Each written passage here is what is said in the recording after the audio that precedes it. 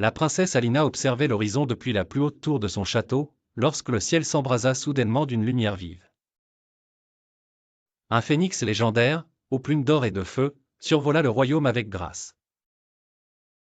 Il se posa brièvement dans la cour devant la princesse émerveillée, laissant derrière lui un éclatant œuf doré avant de disparaître aussi vite qu'il était venu. Intriguée par sa splendeur, Alina s'empressa de récupérer l'œuf, sentant une chaleur réconfortante émaner de celui-ci. Cependant, l'apparente quiétude du royaume fut rompue lorsque des rumeurs de l'amour inestimable de l'œuf atteignirent les oreilles de forces sinistres, avides de posséder son pouvoir magique. L'œuf contenait une flamme légendaire, capable aussi bien de détruire que de guérir.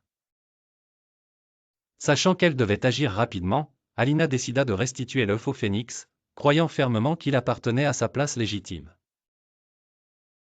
Elle entreprit une périlleuse quête, accompagnée de Sir Cédric, un chevalier qui, malgré sa maladresse, possédait un cœur pur et un courage indéfectible. Un corbeau sarcastique nomme noir, qui semblait plus intéressé par des plaisanteries que par leur queuteux, les suivait aussi. Ensemble, ils traversèrent des déserts arides où le soleil ardent menaçait de les écraser, et des montagnes glacées balayées par des vents hurlants. Chaque étape de leur voyage renforça la détermination d'Alina, et ses compagnons apprirent à méditer face aux épreuves, même quand la nuit semblait la plus sombre. Ils rencontrèrent des villages oubliés et des sages hermétiques, chaque rencontre apportant une nouvelle leçon sur la véritable nature du pouvoir de l'œuf. C'était le courage, la compassion et la sagesse qu'ils trouvaient en chemin qui se révélèrent être le véritable trésor. Finalement, Alina parvint au nœud de leur quête dans une vallée cachée où le phénix les attendait. Avec gratitude et révérence, elle remit l'œuf au phénix qui, en retour, leur offrit un cadeau inestimable, la réalisation que le véritable pouvoir réside en chacun d'eux, alimenté par les feux de l'amitié, du courage et de l'amour. Leur royaume redevenu paisible, Alina sut désormais que les flammes du phénix brûleraient éternellement dans son cœur, plus brillantes que jamais.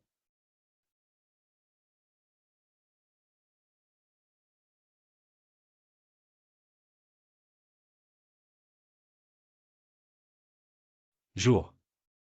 Fascinée par l'objet, Aléa décide de conserver ce secret et d'utiliser le miroir pour améliorer la vie des habitants de son royaume. Chaque nuit, pendant que le château sommeille, Aléa se glisse dans la tour pour formuler un vœu. Au début, ses désirs sont simples, elle souhaite de bonnes récoltes, de l'eau pour les villages en manque, ou encore la guérison d'un malade. Les résultats sont extraordinaires. En quelques semaines, le royaume prospère comme jamais. Pourtant, plus le temps passe, plus Ala devient ambitieuse. Elle envisage d'agrandir le royaume, d'éradiquer toutes les maladies, de rendre tout le monde heureux et riche. Le miroir semble avoir des limites, et chaque souhait exige un sacrifice subtil. Les premières conséquences sont minimes, une fleur fane par-ci, un fruit tombé prématurément par elle.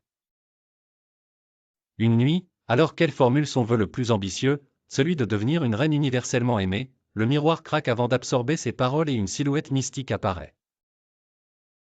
Il s'agit de l'esprit du miroir, qui lui raconte l'origine de cet artefact, forgé par des anciens pour enseigner l'équilibre. L'esprit, du nom de Caleb, met en garde Ala, chaque bienfait a un côté, lui dit-il. Les désirs personnels peuvent se retourner contre toi si tu manques de sagesse et de clairvoyance. Réalisant l'ampleur de ses actes, Aléa décide de son dernier souhait, celui de partager l'utilisation du miroir avec un conseil du peuple, un élu de chaque village, pour veiller à la moralité et l'équité des souhaits. De cette manière, le royaume atteint un équilibre harmonieux. Aléa se retire dans un rôle d'apprentissage et de guidance, tandis que le miroir, sous la protection du conseil, devient une légende considérée avec respect et prudence. La princesse apprend ainsi que le plus grand pouvoir réside souvent dans la sagesse partagée et dans la communauté qui utilise ses dons pour s'épanouir ensemble. Ainsi, le royaume prospère durablement, et Ala devient un symbole d'humilité et d'intégrité pour les générations futures.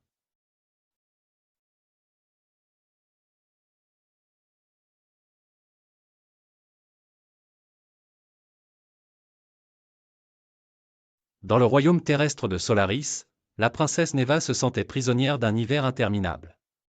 Un jour, en explorant le vieux grenier du château, elle découvrit une échelle dorée qui semblait perdre de la matière vers le ciel. Curieuse, elle la grimpa et ses pieds atterrirent bientôt sur un sol moelleux de nuages.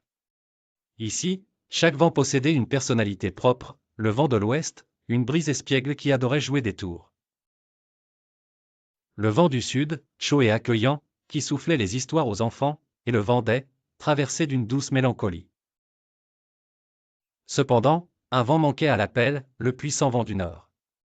Le vent de l'ouest expliqua à Neva que le vent du nord avait été capturé par la sorcière gélide Néridia, connue pour son amour de l'hiver éternel, compromettant ainsi l'équilibre des saisons. Sans lui, le royaume terrestre de Solaris resterait sous une couche de gelée éternelle. Déterminée à sauver son royaume, Neva sollicita l'aide du vent de l'ouest. Ensemble, avec un nuage grincheux mais loyal nommé Nimbus, ils traversèrent des tempêtes de lumière aveuglante et des champs de givre qui scintillaient comme des diamants sous la lune. Leur voyage fut périlleux mais aussi rempli de moments d'émerveillement et de rire. Le vent de l'ouest ajoutait une note joyeuse à chaque étape en secouant des gouttes de pluie sur Neva, qui éclatait de rire à chaque éclat de fraîcheur inattendu. Nimbus, initialement réticent, devint une partie précieuse de l'équipée, utilisant ses tonnerres pour effrayer les gardiens givrants de Néridia et dégager la voie.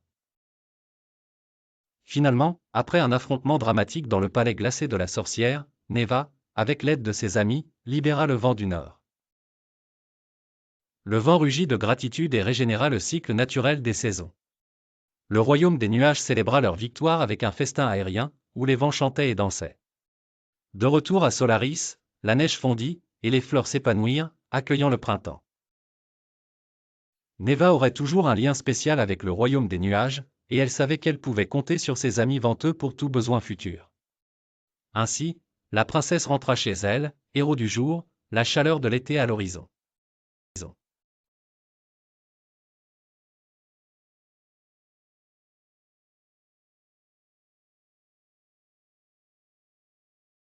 Dans un royaume lointain, niché au cœur des montagnes, se trouvait un lac magique, d'une beauté envoûtante. Le royaume vivait en paix, mais cachait un sombre secret. Chaque princesse de la lignée royale devait, à l'aube de ses 18 ans, subir une transformation en cygne, une malédiction héritée d'un lointain ancêtre. La jeune princesse Marina, proche de son anniversaire fatidique, décida de briser ce sortilège qui menaçait sa liberté. Elle fit appel à Larik, un triton espigéel connu pour ses talents de navigateur des eaux mystiques. Ensemble, ils partirent à la recherche de la sorcière des eaux, seule capable de les aider.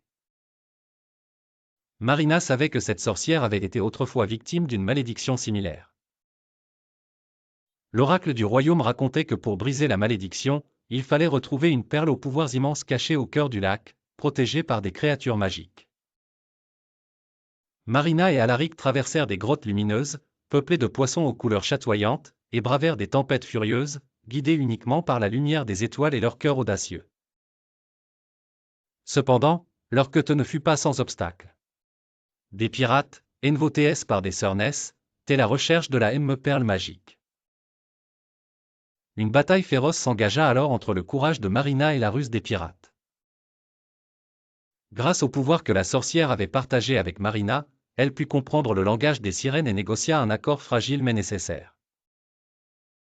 Finalement, Marina trouva la perle tant convoitée, luisant d'une lumière douce et réconfortante.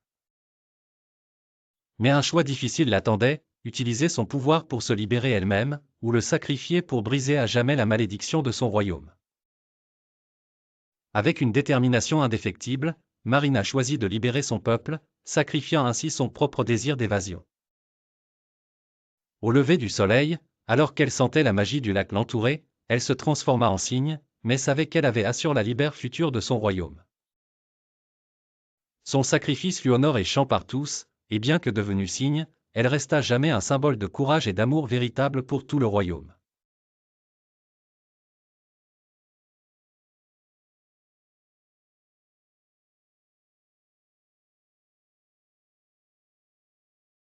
La princesse Serena se réveilla un matin, l'air lourd de mystère et de magie, découvrant avec stupeur que son royaume était plongé dans un sommeil profond et enchanté.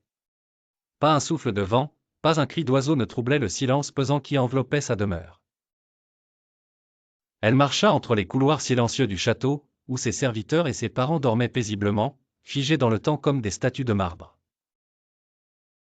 Poussée par une intuition inexplicable, Serena se dirigea vers une contrée qu'elle n'avait jamais remarquée auparavant, une forêt dense et énigmatique. Là, elle découvrit l'entrée d'un labyrinthe étrange, d'apparence aspirant la lumière du soleil et distillant une myriade de couleurs chatoyantes autour de ses murs. Son cœur palpitait à l'idée de l'explorer, mais elle savait que ce n'était pas un simple jeu. En pénétrant dans le labyrinthe, Serena comprit rapidement qu'elle avait affaire à un esprit des rêves malicieux, un gardien des secrets les plus enfouis de son âme.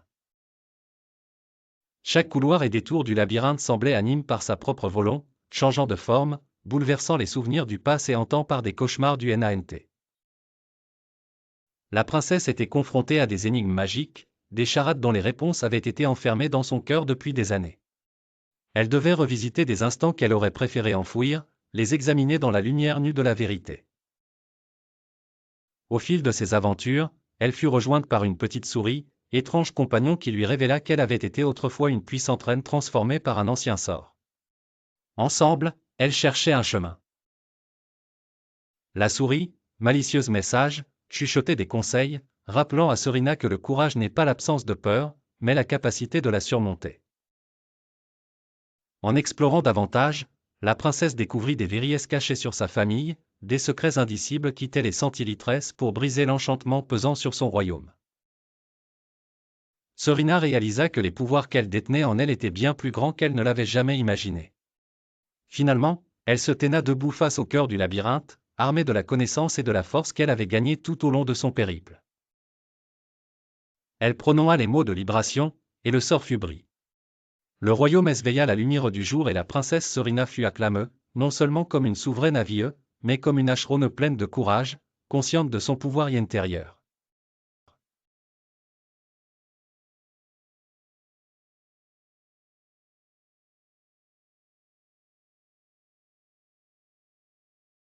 Dans le royaume de l'harmonie, la musique n'était pas seulement un plaisir, mais une source de magie pure. La princesse Lyra, héritière du trône, était connue pour son talent exceptionnel avec les instruments de musique. Un jour, elle découvrit lors d'une exploration du château une vieille harpe, couverte de poussière, nichée dans une salle abandonnée. Intriguée, elle commença à jouer, et à mesure que les notes résonnaient dans l'air, elle sentit une étrange énergie l'envahir. Cette harpe était spéciale, capable de transformer les mélodies en réalité tangible. Cependant, elle ignorait la malédiction qui y était attachée. Chaque note jouée pouvait libérer des ombres du passé, figées dans des statues dispersées dans tout le royaume.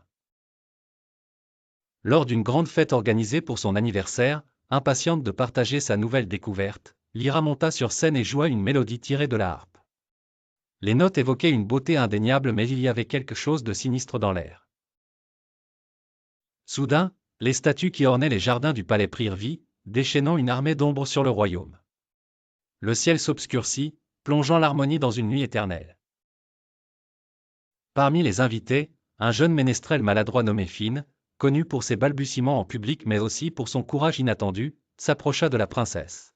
« Nous devons trouver la mélodie originelle pour ramener la lumière, dit-il avec une détermination qui surprit Lyra.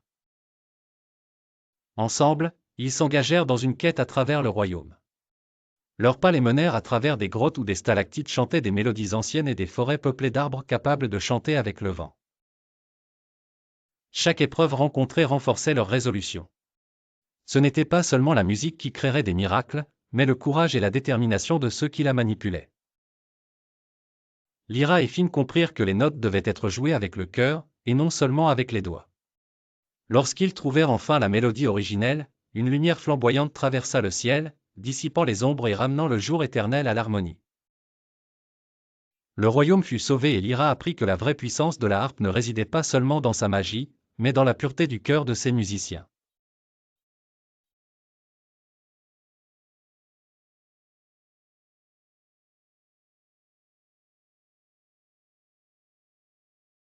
Au cœur d'un royaume lunaire, la princesse Astrea vivait entourée de mystères cosmiques, pourtant, rien ne l'émerveillait autant que le jardin des étoiles filantes. Chaque nuit, elle s'aventurait dans cet écrin secret où chaque fleur était une étoile tombée du ciel, parsemant le sol d'une lueur fascinante. Ces étoiles racontaient des histoires d'autres mondes, captivant Astrea par leurs récits de galaxies lointaines. Un soir, impulsive et désireuse de percer le mystère des étoiles, elle cueillit une splendide fleur lumineuse. À peine avait-elle arraché la fleur scintillante que le ciel se déchira, révélant une entité cosmique grandiose. Cette entité, gardienne des étoiles, réclamait la fleur sacrée, menaçant d'effacer le royaume tout entier si l'harmonie du jardin était compromise. Face cette menace, Astra, courageuse et déterminée, refusa de céder à la peur. Elle décida de réparer son erreur avec l'aide de ses fidèles amis, une luciole géante, pétillante de sagesse ancestrale, et un chat lunaire parlant au savoir encyclodique. Ensemble, ils se lancèrent dans un voyage extraordinaire travers les 1000 feux des constellations vivantes et des vortex intergalactiques. Leur quête les mena à découvrir la trame secrète des étoiles, un réseau de contes reliant tous les mondes. Au fil de leur aventure, ils apprirent à écouter les murmures des étoiles, à comprendre leur danse sinueuse et le rôle du jardin comme garde-mémoire de l'univers.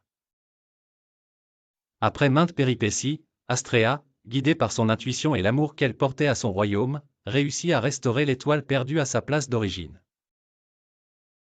La gardienne cosmique, satisfaite, bénit le royaume, promettant de veiller sur le jardin des étoiles filantes. Astrea rentra chez elle, enrichie par l'expérience et plus consciente que jamais de l'importance de l'équilibre cosmique, prête à veiller sur le monde mystérieux des étoiles et des rêves infinis.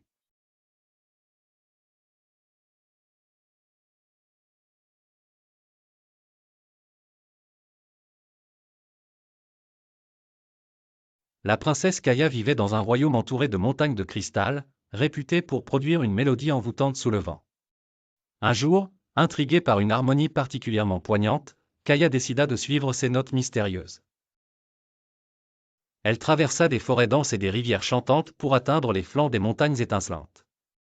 Là, elle découvrit avec étonnement que chaque cristal renfermait une âme emprisonnée, condamnée à chanter pour l'éternité. Bouleversée par cette révélation, Kaya rencontra l'humain, un loup à la fourrure scintillante, dont la sagesse était aussi impressionnante que son apparence. L'humain raconta à Kaya qu'une ancienne malédiction avait transformé les habitants d'un ancien village en ces cristaux chantants. Seule une clé, cachée dans les entrailles de la montagne, pouvait les libérer sans perturber l'équilibre délicat de leur monde. Accompagné de l'humain, Kaya fit la connaissance de Grigor, un vieux mineur grincheux mais au cœur d'or, qui connaissait bien les dangers des mines de la montagne. Ensemble, ils s'engagèrent dans un voyage périlleux, affrontant des golems de cristal redoutables, gardiens de l'entrée des profondeurs. Ces créatures imposantes, insensibles au temps, ne voulaient laisser passer quiconque tentait de perturber leur domaine. Pour progresser, Kaya devait surmonter des preuves magiques basées sur la musique, chaque cristal servant de note dans une symphonie complexe. Grâce à son intuition et à son sens inné de la mélodie, Kaya réussit à décrypter les énigmes musicales qui barraient leur chemin, révélant peu à peu la voie vers la clé. Au cœur de la montagne, face à la porte scellée, Kaya comprit que le vrai pouvoir résidait dans la compassion et le sacrifice. En jouant la mélodie ultime avec toute la pureté de son cœur, elle parvint à briser la malédiction, libérant les âmes captives. Les cristaux s'effacèrent doucement, laissant apparaître un village revivant, sa population reconnaissante. Ce jour-là, Kaya revint au château, non seulement comme princesse, mais comme une héroïne ayant rétabli l'harmonie dans son royaume. Accompagnée de l'humain et Grigor, devenus des amis chers et éternels alliés.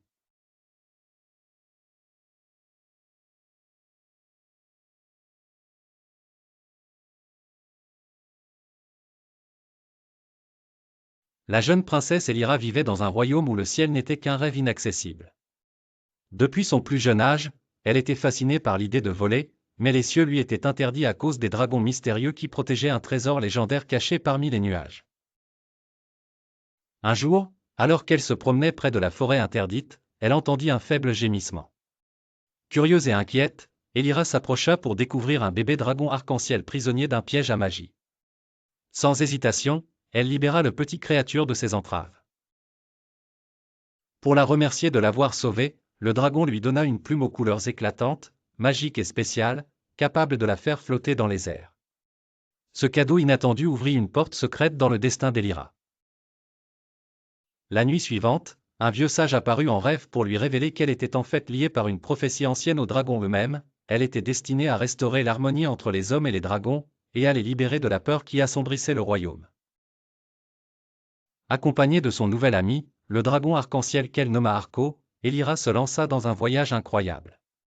Ensemble, ils traversèrent des forêts enchantées où les arbres chantaient, escaladèrent des montagnes dorées qui chatoyaient sous le soleil levant, et défièrent des tempêtes magiques qui mettaient à l'épreuve leur courage.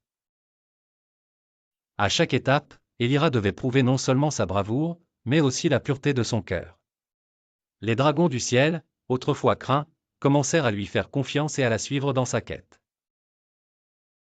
Finalement, grâce à son esprit déterminé et amical, Elira réussit à prouver que le trésor légendaire n'était autre que l'équilibre lui-même, un état de paix où dragons et humains pouvaient vivre ensemble. En réalisant la prophétie, Elira offrit à son peuple un ciel libre, rempli de couleurs et de promesses d'aventures futures, changeant à jamais le destin de son royaume.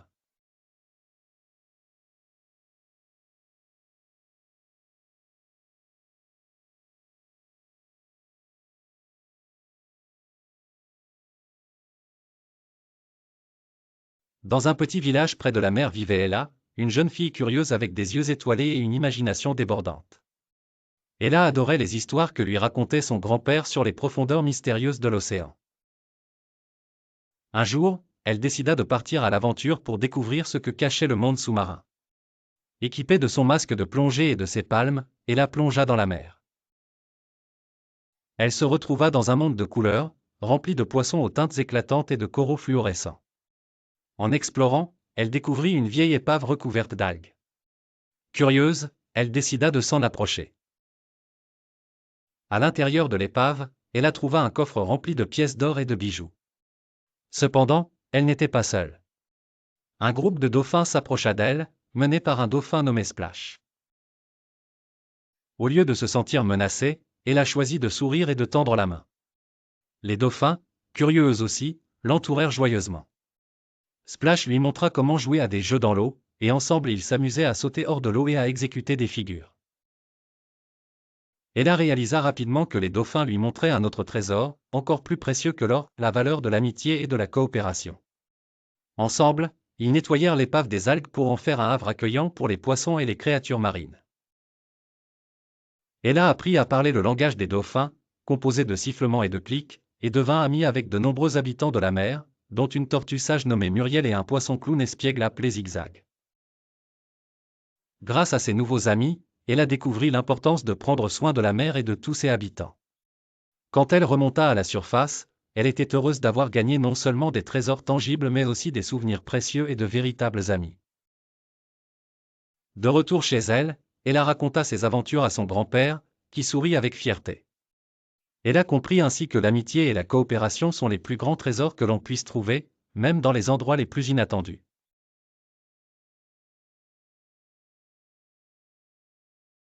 Il était une fois, une petite fille curieuse nommée Ella. Elle avait de longs cheveux bruns et de grands yeux verts qui brillaient d'une soif de savoir. Un jour, alors qu'elle explorait le grenier de sa grand-mère, Ella découvrit une mystérieuse montre à gousset doré. Elle la prit délicatement dans ses mains et, en tournant la couronne, elle ressentit un léger frisson parcourir son corps. Soudain, un tourbillon coloré l'enveloppa, et elle se retrouva transportée à une autre époque. Elle ouvrit les yeux et vit autour d'elle un grand château médiéval. Ella était au cœur du Moyen Âge. Les murs en pierre étaient recouverts de bannieresses audacieuses et des chevaliers en armure passaient fièrement. Un chevalier, Sir Tristan, la salua et lui apprit le code d'honneur et l'importance du courage. Curieuse de voir plus, Ella tourna à nouveau la montre. Cette fois, elle se trouva dans un village anime de la Renaissance italienne. Le parfum d'épices flottait dans l'air et les artistes peignaient de magnifiques tableaux dans les rues. Un gentil peintre, Maestro Leonardo, lui enseigna à voir la beauté dans les petites choses et l'importance de l'imagination. De nouveau, Ella tourna la montre. Elle se retrouva ensuite sur le pont d'un grand navire, voguant sur les mers agitées lors de l'époque des grandes découvertes. Le capitaine Marco lui racontait des histoires d'aventure et la valeur de l'exploration des mondes nouveaux avec ouverture d'esprit. Chaque tour de la montre apportait une nouvelle aventure et une nouvelle leçon. Ella connaissait les secrets de l'Antiquité égyptienne, les politiques de la Rome antique, et la sagesse des philosophes grecs. Cependant, chaque fois qu'elle retournait à son époque, elle devenait un peu plus sage. Finalement, de retour dans le grenier, Ella réalisa que chaque époque lui avait appris une leçon précieuse.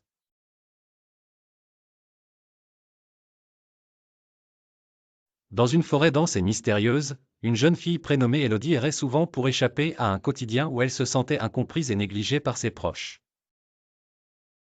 Un jour, alors qu'elle explorait un coin reculé qu'elle croyait encore inexploré, elle découvrit une vieille horloge nichée dans le tronc d'un arbre ancien. Intriguée, Élodie tira sur la clé qui dépassait et remonta l'horloge sans vraiment réfléchir aux conséquences. À sa grande surprise, elle se rendit compte qu'elle pouvait arrêter le temps pour de brefs instants. Cette découverte incroyable transforma son existence monotone en une aventure palpitante. Elle expérimentait ses nouveaux pouvoirs en visitant des lieux cachés et accomplissant des prouesses qu'elle n'aurait jamais osé rêver. Tout à coup, le monde lui appartenait. Cependant, Élodie fut tentée de plus en plus par la possibilité de remonter le temps pour corriger des erreurs passées. Elle choisit d'intervenir lors de moments qu'elle jugeait injustes ou douloureux pour ses proches, pensant que cela améliorerait leur vie. Mais bientôt, elle remarqua des déséquilibres étranges autour d'elle, comme si le monde lui-même réagissait à ses manipulations. Des tempêtes inexplicables ravageaient leur village et les animaux commençaient à agir de façon erratique. Élodie prit conscience que chaque petit changement altérait l'équilibre naturel du monde et que ses actions pouvaient entraîner des conséquences désastreuses. Désorientée, elle comprit qu'elle devait se décider. Dans un dernier pied de nez au destin, Élodie choisit de sacrifier l'horloge et ses pouvoirs pour rétablir l'harmonie perdue. Elle retourna à l'arbre ancien où elle l'avait trouvé, y déposa l'horloge et cessa définitivement de manipuler le temps. En agissant ainsi, le village retrouva sa quiétude et Élodie, bien que redevenue ordinaire, avait découvert l'importance de l'acceptation et du courage.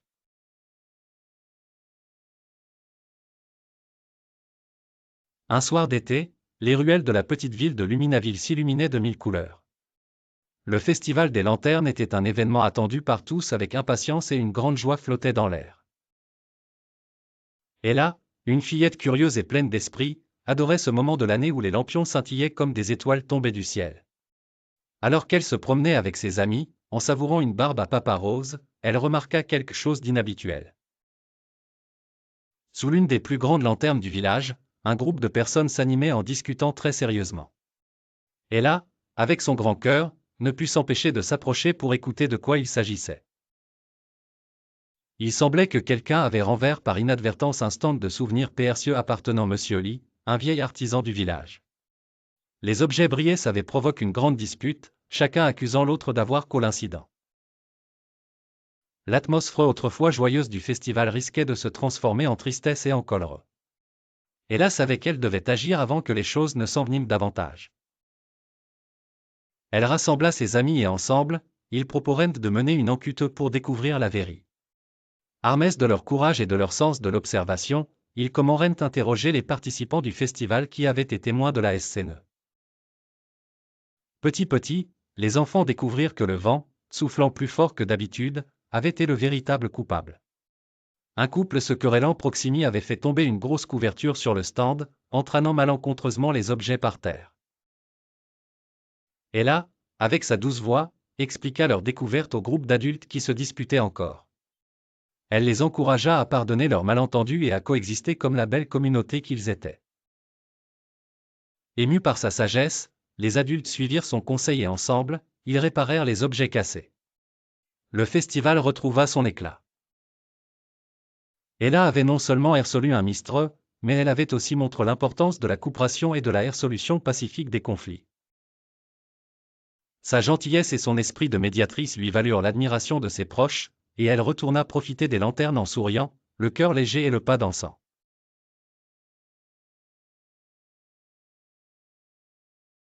Ella était une jeune fille au cœur courageux et aimant.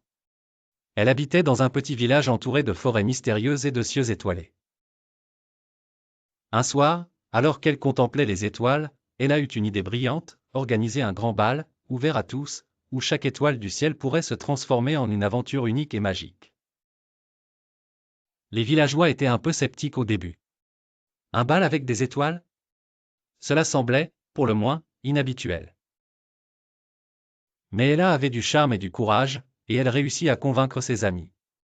Ensemble, ils commencèrent à préparer ce grand événement.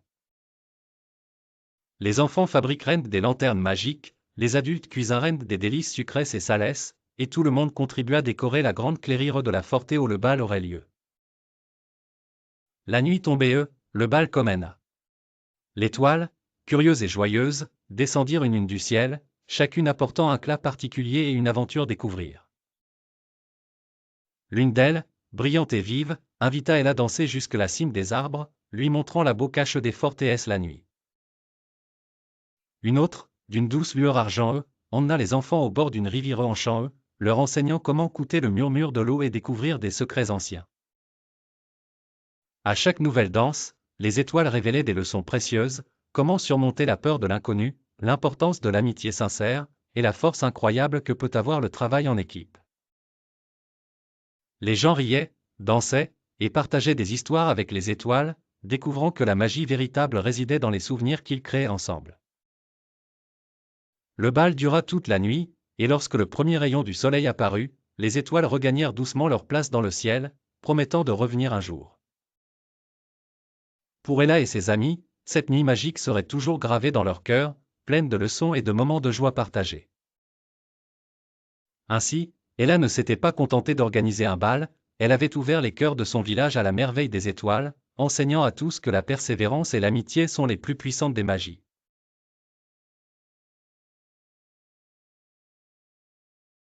Dans un petit village oublié au pied des montagnes, vivait une jeune fille nommée Élise. Orpheline, elle avait été recueillie par une famille qui ne la considérait jamais vraiment comme la leur. Elle travaillait dur, sans relâche, espérant un jour trouver sa place dans le monde. Un après-midi, désireuse de s'échapper de la monotonie de son existence, Élise s'aventura plus loin qu'elle ne l'avait jamais fait.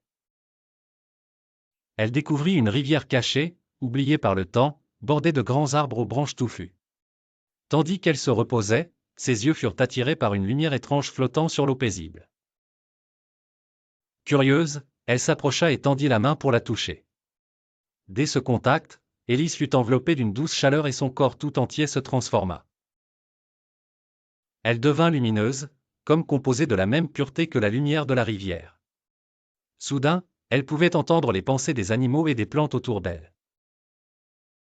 C'était un don incroyable, mais elle ne savait pas encore comment l'utiliser. Pour la première fois, Élise sentit un lien profond avec le monde qui l'entourait.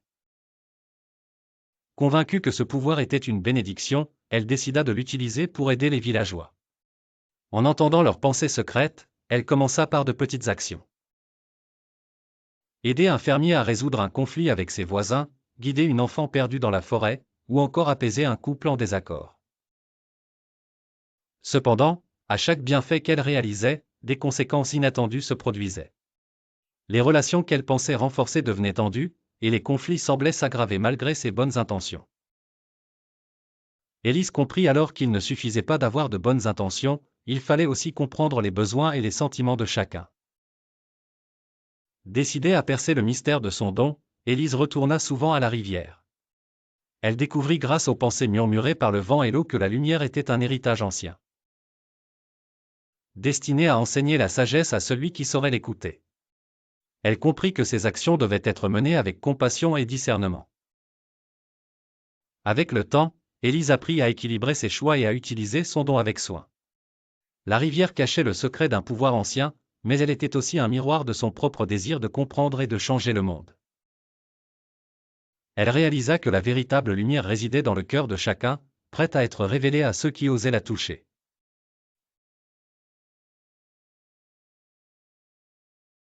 Dans un joli coin du monde, loin de l'agitation des villes, se trouvait un jardin enchanté.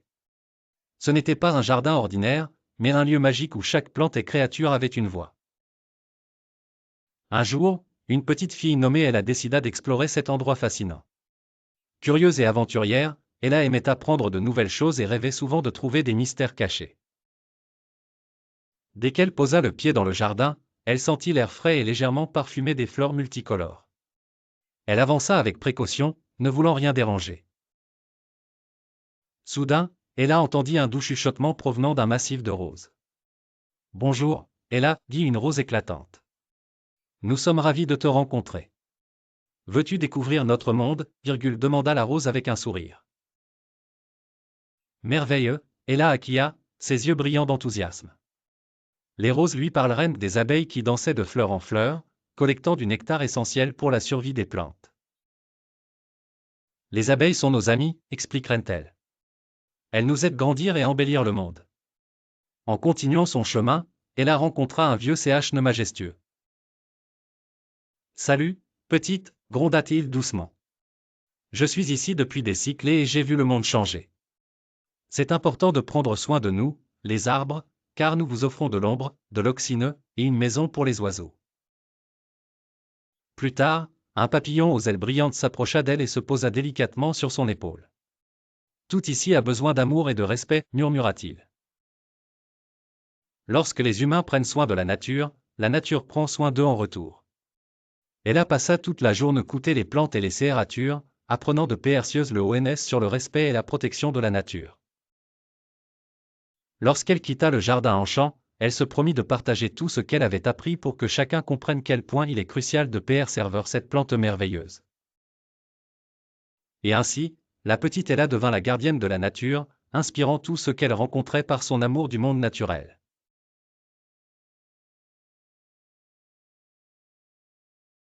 Il était une fois une petite fille nommée Ella, qui aimait explorer le monde qui l'entourait. Curieuse et pleine de vie, Ella adorait apprendre sur les cultures différentes de la sienne.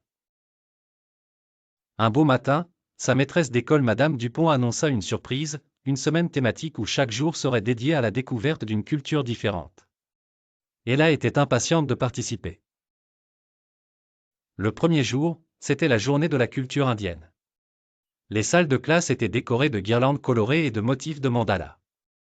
Les élèves ont appris à saluer en disant « Namaste » et ont goûté des plats délicieux comme le poulet curry et les samosas. Ella fut émerveillée par les danses gracieuses et les saris multicolores de ses amis qui avaient des origines indiennes. Le lendemain, c'était la journée de la culture japonaise. Madame Dupont leur apprit à faire des origamis. Ella avait du mal au début, mais elle finit par faire une grue en papier qu'elle était fière de montrer à ses parents. Ils goûtèrent au sushi pour la première fois, et bien qu'elle fût un peu hésitante d'abord, Ella finit par adorer la texture fondante du poisson cru. À la culture brésilienne, ils dansèrent sur des rythmes de samba et fabriquèrent des masques de carnaval. Ella rigola beaucoup en voyant son meilleur ami Thomas se déguiser en danseur de carnaval. Enfin, la semaine se termina par la célébration de la culture maori de Nouvelle-Zélande. Ils apprirent à dire « Kia ora » pour se saluer et furent fascinés par les histoires légendaires des Maoris racontées par Madame Dupont. À la fin de cette semaine extraordinaire, Ella s'assit dans sa chambre, entourée de souvenirs de toutes ces cultures. Elle réalisa l'importance de respecter les différences et de célébrer la diversité. Chaque culture avait sa propre beauté et elle se sentait chanceuse d'avoir eu la chance d'en découvrir quelques-unes. Elle a compris que même si les cultures étaient différentes, elles avaient toutes quelque chose en commun, un profond désir de vivre en harmonie et d'apporter de la joie aux autres. C'est ainsi qu'Ella, avec son esprit ouvert et son cœur rempli d'amour, résolut de toujours respecter et apprécier les diverses cultures autour d'elle. Elle savait maintenant que c'est la diversité qui rendait son monde si merveilleux.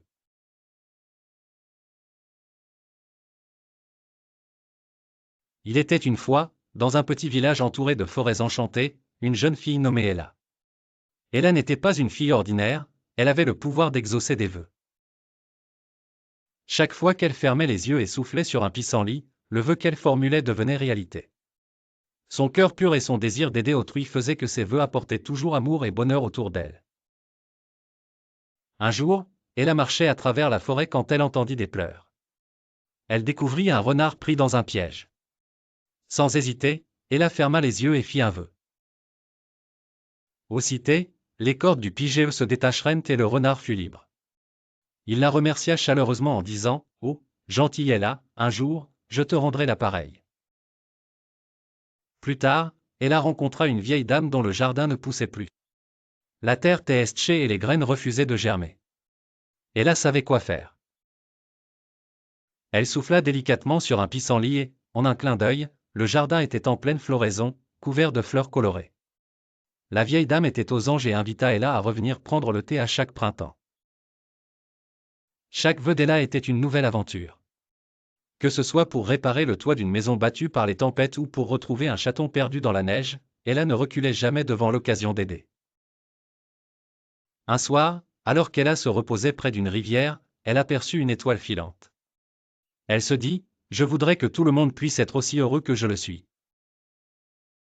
Sans le savoir, elle créa une vague de bonheur qui traversa le village entier, unissant les habitants dans un esprit de gentillesse et de partage. Elle a compris alors que le plus beau des vœux était celui qui faisait le bonheur des autres. Et même si ses vœux étaient magiques, c'était son esprit généreux qui inspirait véritablement le village. Ainsi, partout où elle allait, Ella semait l'espoir et l'amour, car elle savait que les véritables aventures viennent du cœur.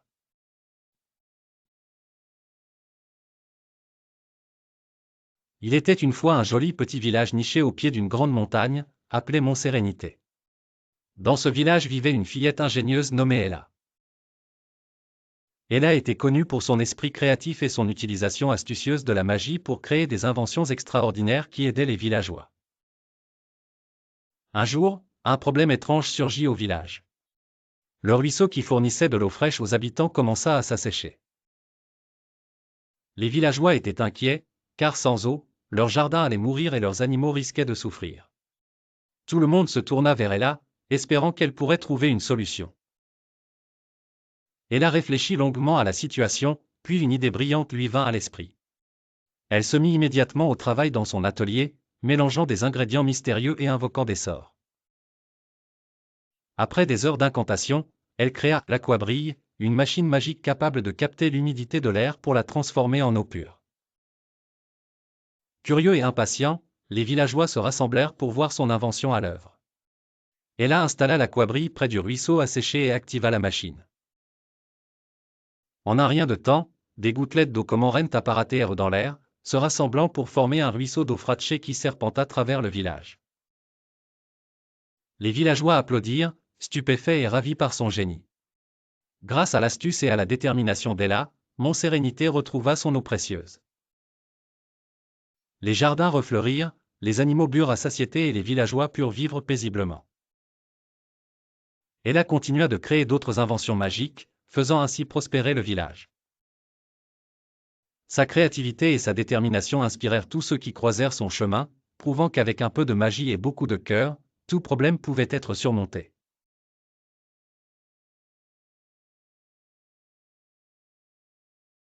Dans un royaume lointain et magique, il existait une école pas comme les autres.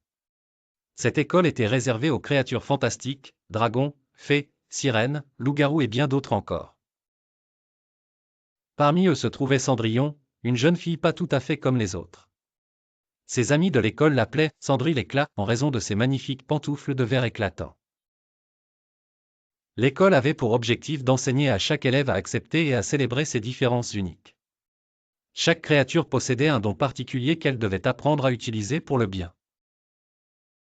Mais ce n'était pas toujours facile pour tout le monde. Cendrillon, par exemple, avait du mal à croire en ses propres capacités. Bien qu'elle fût aimée pour sa gentillesse, elle se sentait souvent insignifiante. Un jour, le maître dragon Tarax leur confia une mission spéciale, chaque élève devait utiliser sa particularité pour aider la forêt enchantée à retrouver son éclat après une épreuve ayant frappé ses arbres. Ce défi sembla de prime abord impossible pour Cendrillon, mais elle trouva le courage de se lancer, encouragée par sa marraine la fée. Elle découvrit alors que ses pantoufles de verre pouvaient raviver les couleurs des arbres. Le moment le plus excitant arriva lorsqu'un tremblement de terre magique menaçait l'école. Les créatures commençaient à paniquer, ne sachant comment réagir.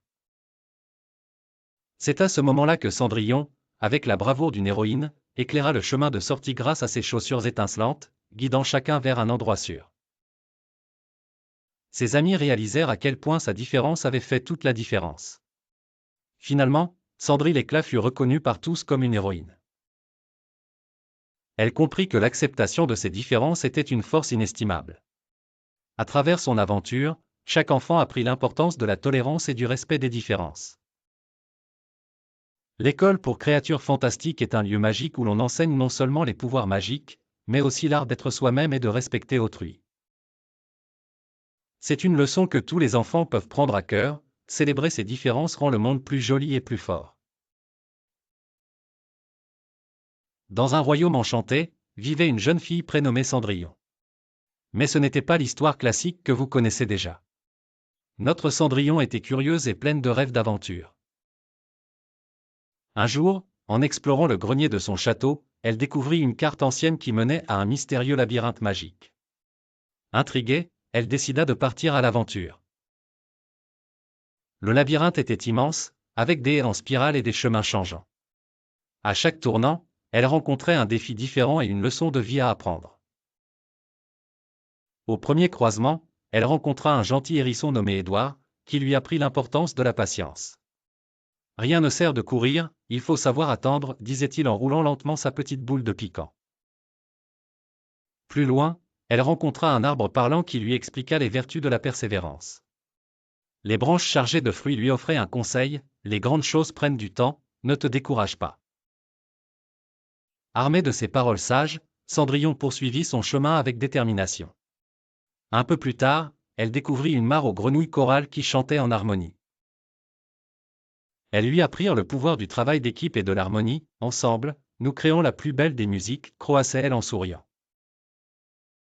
Enfin, après de nombreuses aventures et enseignements, Cendrillon atteignit le cœur du labyrinthe.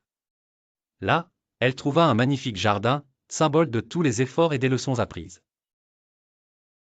Elle réalisa que l'essence du labyrinthe n'était pas simplement d'atteindre le centre, mais de comprendre que chaque étape du voyage lui avait apporté des leçons précieuses et avait fait d'elle une personne plus sage et plus forte. Riche de ces enseignements, elle retourna à son château, savoureuse de cette aventure extraordinaire. Cendrillon savait maintenant que chaque jour était une aventure en soi et qu'il suffisait de garder l'esprit ouvert pour découvrir les merveilles du monde. Ainsi, chers enfants, rappelez-vous que dans chaque défi se cache une leçon et qu'en étant patient, persévérant et en travaillant ensemble, vous pouvez atteindre vos rêves et bien plus encore.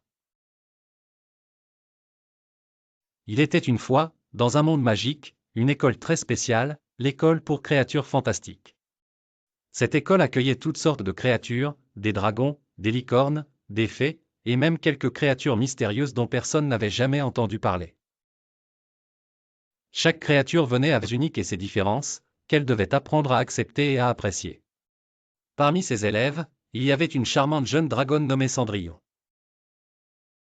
Cendrillon était différente car, contrairement aux autres dragons qui adoraient cracher du feu, elle préférait la poésie et les fleurs. Les autres dragons riaient parfois d'elle, mais Cendrillon ne perdait jamais espoir. Un jour, l'école organisa un grand concours de talent où chaque élève pouvait montrer ses capacités particulières. Cendrillon était si excitée qu'elle ne savait pas quoi présenter. Devait-elle préparer un poème fantastique ou montrer sa superbe collection de fleurs? Sa fée marraine, une créature bienveillante, lui conseilla, montre ce qui te rend unique, car ce sont nos différences qui nous rendent spéciaux. Le jour du concours arriva, chaque créature montra un talent fascinant, les licornes dansaient avec les étoiles, les fées faisaient des tours de magie scintillants, et même les loups-garous jouaient d'incroyables solos de guitare.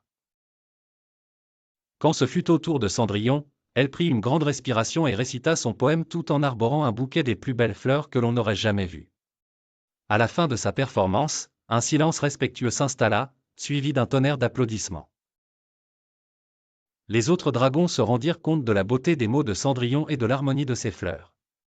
Ce jour-là, ils apprirent à apprécier la différence de Cendrillon. C'est ainsi que Cendrillon devint une source d'inspiration pour ses camarades.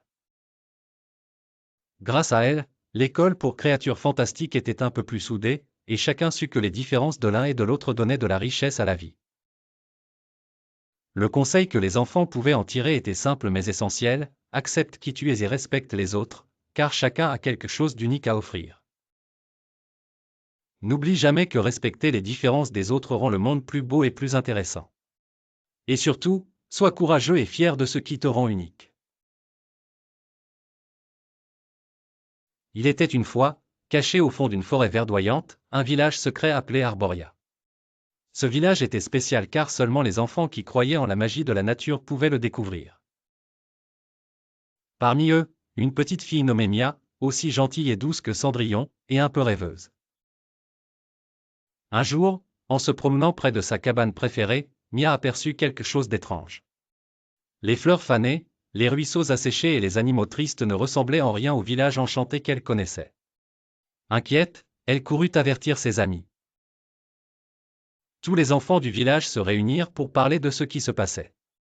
L'un des plus vieux enfants, Tom, connu pour son ingéniosité et son amour des histoires, se leva et dit « La Terre nous envoie peut-être un message.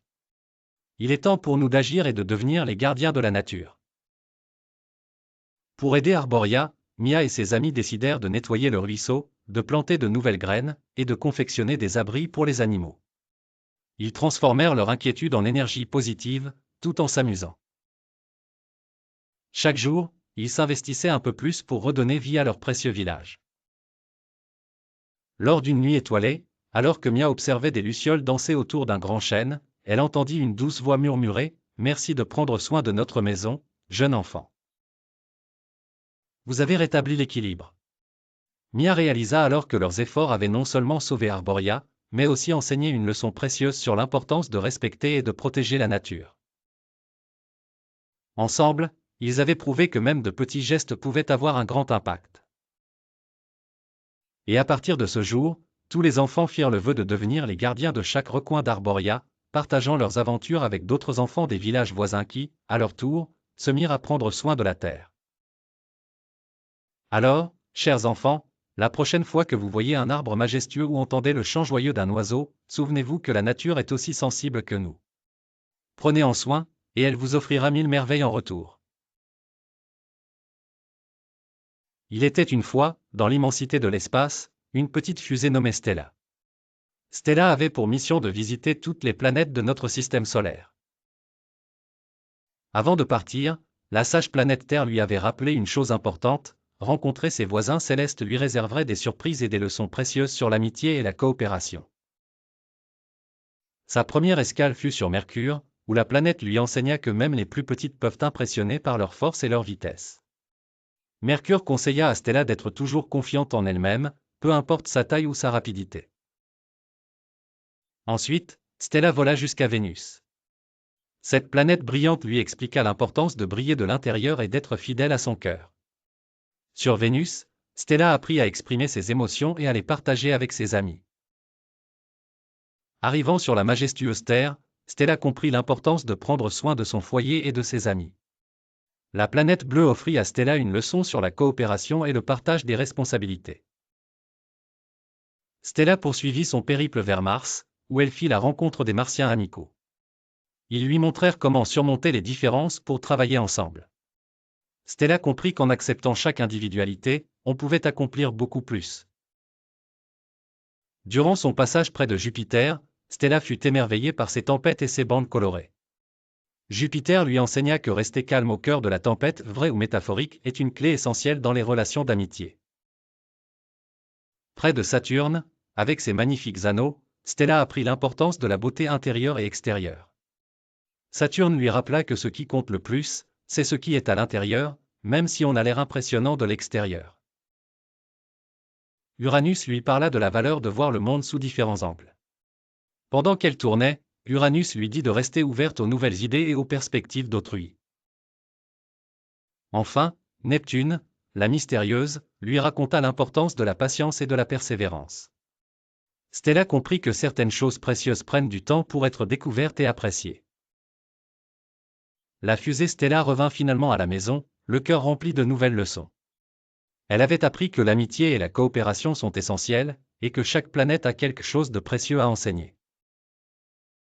Ainsi Stella finit par partager tout ce qu'elle avait appris avec les autres petites fusées, faisant du cosmos un endroit encore plus merveilleux pour tous. C'était son propre conte de fées, un peu comme celui de Cendrillon, avec des leçons plus grandes qu'un simple soulier de verre.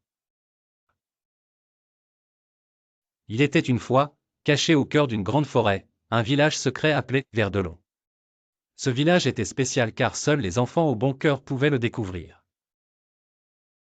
Un jour, une jeune fille nommée Sophie, avec des cheveux blonds brillants et des yeux curieux, découvrit Verdelon.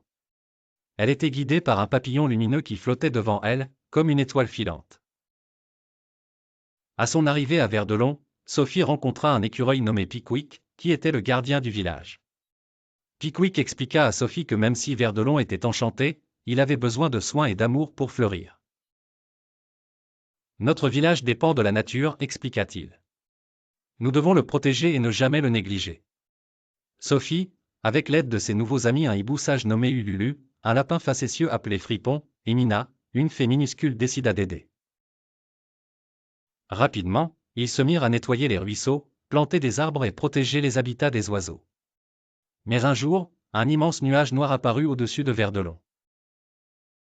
C'était Malinaz, le vieux sorcier grincheux qui détestait la verdure parce qu'il avait oublié l'odeur des fleurs. Malinaz voulait transformer le village en une zone aride et pierreuse. Les enfants n'avaient pas peur.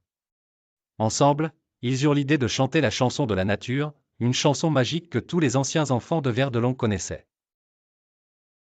Quand ils chantèrent, des fleurs poussèrent autour de leurs pieds, même les arbres levèrent leurs branches en applaudissant, et le nuage noir se dissipa doucement. Malinaz, touché par la beauté de la musique, se mit à pleurer. « J'avais oublié, dit-il. Merci de me rappeler. » Avec un sourire, il regagna la forêt, promettant de veiller sur la nature. Sophie comprit ce jour-là l'importance de prendre soin de son environnement. Elle revint dans son monde, partageant la sagesse de Verdelon avec tous les enfants qu'elle connaissait. Prendre soin de la nature, c'est prendre soin de nous-mêmes, leur disait-elle. Et ainsi le village secret continua de prospérer, invisible à ceux qui n'écoutaient pas les murmures des arbres. N'oublie jamais que, tout comme Sophie, tu es un gardien de notre planète. Prends soin de chaque petite fleur et chaque grand arbre, car c'est ensemble que nous rendons le monde plus beau. Il était une fois, dans un univers lointain, un vaisseau spatial nommé Amitié. À son bord se trouvaient 3 jeunes aventuriers, Léo le lion, Zoé le zèbre, et Max la souris. Ces vaillants amis avaient pour mission de voyager d'une planète à l'autre pour apprendre des importantes leçons de l'univers. Un jour, leur vaisseau atterrit sur la planète Harmonia, qui était illuminée par une douce lumière argentée. Là-bas, ils rencontrèrent la Reine Céleste, une étoile filante étincelante, qui leur raconta l'histoire de Cendrillon. Mais contrairement aux contes que nous connaissons, ici Cendrillon vivait sur une petite étoile et aimait chanter avec les comètes. La Reine Céleste leur expliqua, sur Harmonia, nous apprenons que même les rêves les plus simples, comme chanter avec des amis, peuvent apporter beaucoup de bonheur. Cendrillon a dû apprendre que la véritable amitié réside dans les petits moments partagés. Les aventuriers furent émerveillés et promirent de se souvenir de cette leçon importante. Une fois leur apprentissage terminé, le vaisseau reprit son vol et se dirigea vers la planète Cooperalia. Sur cette planète, tout fonctionnait grâce à la coopération des divers habitants, qu'ils soient grands ou petits, rapides ou lents. Là, nos amis rencontrèrent un groupe de planètes danseuses qui leur montrèrent l'importance de travailler ensemble pour créer une magnifique chorégraphie dans le ciel nocturne. Léo, Zoé et Max réalisèrent alors que chacun avait un rôle crucial à jouer, peu importe sa taille ou ses compétences. Ils se firent la promesse de toujours respecter et écouter chaque membre de l'équipage d'amitié. Finalement, sur la dernière étape de leur voyage sur la planète Ampasia, ils rencontrèrent une créature sage du nom de Sésame, qui leur confia, la compassion et le respect des différences sont les clés pour vivre en harmonie. Les jeunes aventuriers, émus par ces paroles, comprirent que leur voyage les avait non seulement changés, mais qu'il les avait aussi rendus plus unis. De retour chez eux, ils partagèrent avec tous leurs amis les leçons précieuses apprises. Ils inspirèrent chacun à bâtir un monde meilleur où l'amitié et la coopération règnent en maître. Ainsi, l'univers resplendit, non seulement par ses étoiles mais aussi par la force des liens d'amitié qui unissent ses habitants. Dans une forêt enchantée, bien au-delà de ce que l'œil peut voir, vivait un groupe d'animaux qui n'avaient jamais appris à vivre ensemble en harmonie. Chaque espèce croyait que sa propre manière de vivre était la meilleure. Il y avait Léo le lion, fier et fort, qui pensait que la force était tout ce qui comptait. Clara la colombe, douce et silencieuse, croyait que seule la tranquillité et la paix avaient de la valeur. Et enfin, Tito le timide tortue, qui pensait que la prudence était la meilleure des choses. Un jour, un mystérieux personnage arriva dans la forêt. C'était une fée nommée Miranda, connue pour aider ceux qui avaient besoin d'harmonie et de compréhension. Elle tenait dans ses mains une baguette en bois de chêne enchanté, avec laquelle elle réalisa sa magie douce. Miranda rassembla les animaux et leur proposa de les inviter à une grande aventure qui leur permettrait de vivre une leçon précieuse. Curieux, et avec une pointe d'inquiétude, les animaux acceptèrent l'offre de Miranda. La fée agita sa baguette, et en un instant, les animaux furent transportés dans un monde de rêve où les arbres étaient faits de sucre et les rivières de limonade. Ils devaient se rendre au sommet du mont Réflexion, où un trésor magique leur serait révélé. En chemin, Léo apprit que la force seule ne suffisait pas lorsqu'il fut incapable de traverser la rivière sans l'aide de Clara, qui savait comment utiliser le vent pour les porter. Tito, grâce à sa prudence, trouva un sentier secret à travers la montagne, évitant ainsi de nombreux dangers.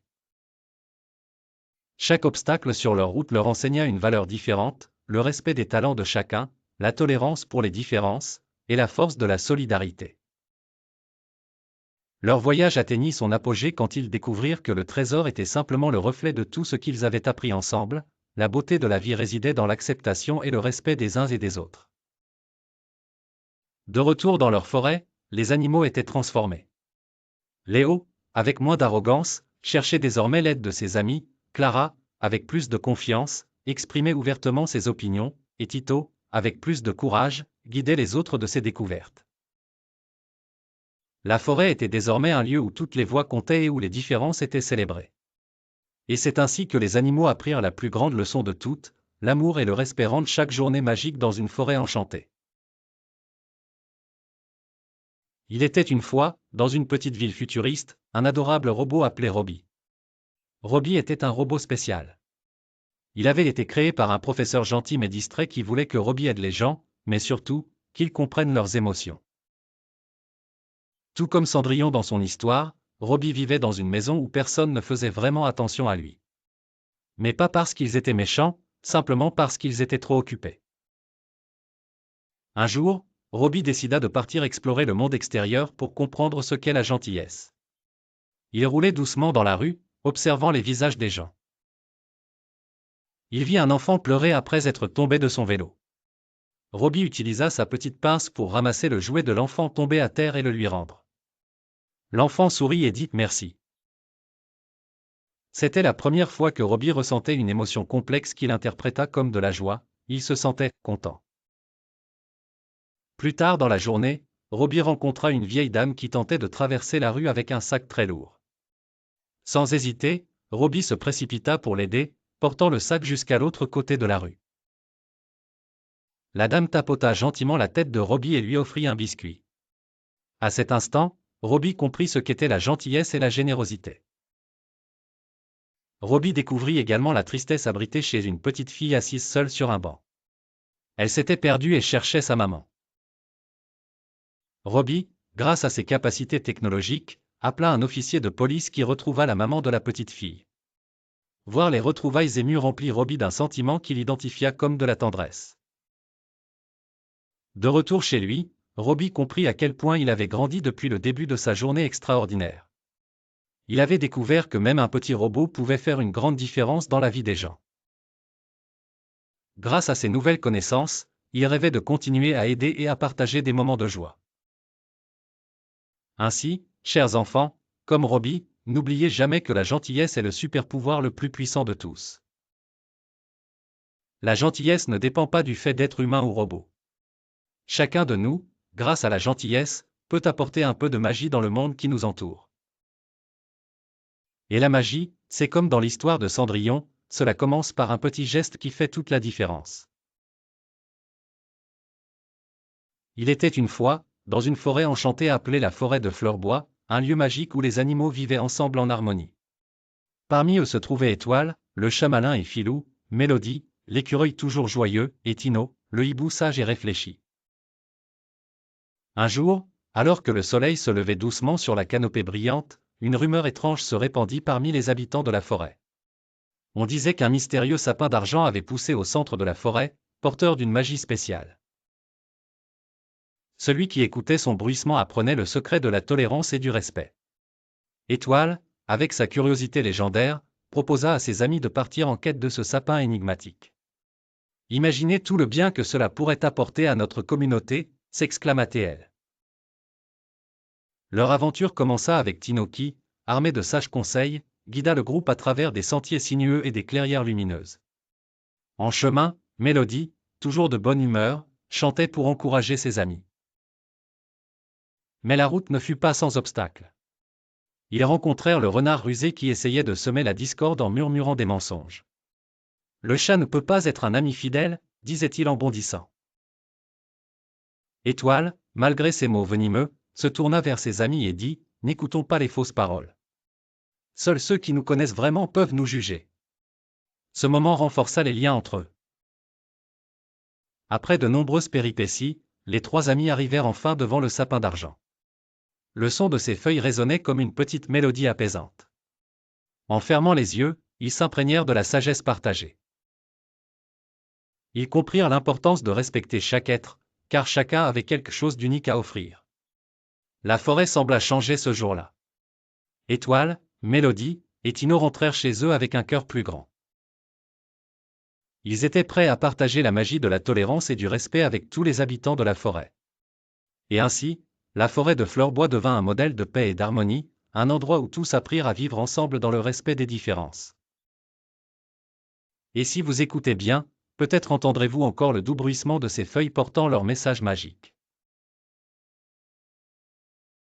Dans une galaxie lointaine, très lointaine, vivait une petite fille nommée Stella. Avec ses longs cheveux noirs et ses grands yeux curieux, Stella aimait observer les étoiles et rêvait de visiter l'espace. Un jour, alors qu'elle se promenait près d'une vieille pièce de technologie, elle découvrit une capsule spatiale magique. Cette capsule pouvait parler et, avec une voix douce, elle invita Stella à un voyage spécial dans l'univers. « Mon nom est Orion, dit la capsule. Je vais t'emmener dans un voyage où les planètes elles-mêmes te donneront des leçons importantes sur l'amitié et la coopération. Es-tu prête ? » Avec un sourire éclatant, Stella accepta l'invitation. Ensemble, ils s'élancèrent dans le cosmos, traversant des nuages de poussière d'étoiles scintillantes. Elles dépassèrent Mercure, mais c'est Vénus qui les accueille d'abord.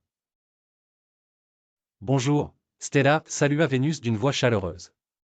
Je suis la planète de l'amour. Sais-tu que parfois, les amis peuvent venir à être distants ou différents, mais c'est ainsi que notre amitié s'épanouit, en acceptant les différences de chacun. » Stella hocha la tête, réfléchissant à ses propres amis à l'école qui avaient parfois des opinions différentes. Puis, Orion conduisit Stella vers Mars. Mars était impatiente et énergique. « Salut Stella. Sache que se disputer n'a pas à détruire une amitié. Parfois, tout ce qu'il faut est un peu d'écoute et de compréhension pour se réconcilier. » Stella apprit à quel point il est essentiel de garder son cœur et ses oreilles ouverts pour maintenir une relation saine. Ensuite, elles approchèrent de Jupiter. « Je suis la planète la plus grande, mais même moi, je dois coopérer avec mes lunes pour briller de tout mon éclat. L'amitié, Stella, c'est comme un ciel étoilé, elle se construit par l'union de petits points de lumière. » À la fin du voyage, après avoir rencontré toutes les planètes du système solaire et écouté leurs précieux conseils, Stella retourna chez elle avec Orion. Elle réalisa que même si les planètes étaient éloignées, leurs leçons rapprochaient tous les êtres à travers l'univers. Ce soir-là, sous les étoiles, Stella comprit qu'elle était prête à partager ses leçons avec ses amis et à devenir une messagère d'amitié et de coopération sur Terre. Il était une fois dans une forêt enchantée nommée Bois des Merveilles. Cette forêt était habitée par des animaux de toutes sortes, des lapins espiègles, des hiboux sages, des renards rusés et même des ours câlins. Chaque animal avait ses propres habitudes et caractéristiques, mais ils vivaient en harmonie, célébrant leur diversité.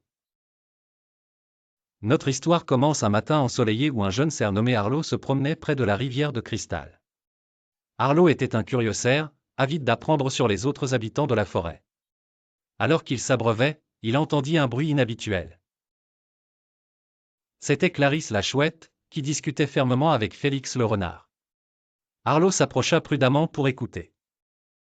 « Félix, tu ne peux pas simplement prendre les baies sans demander, bougonna Clarisse.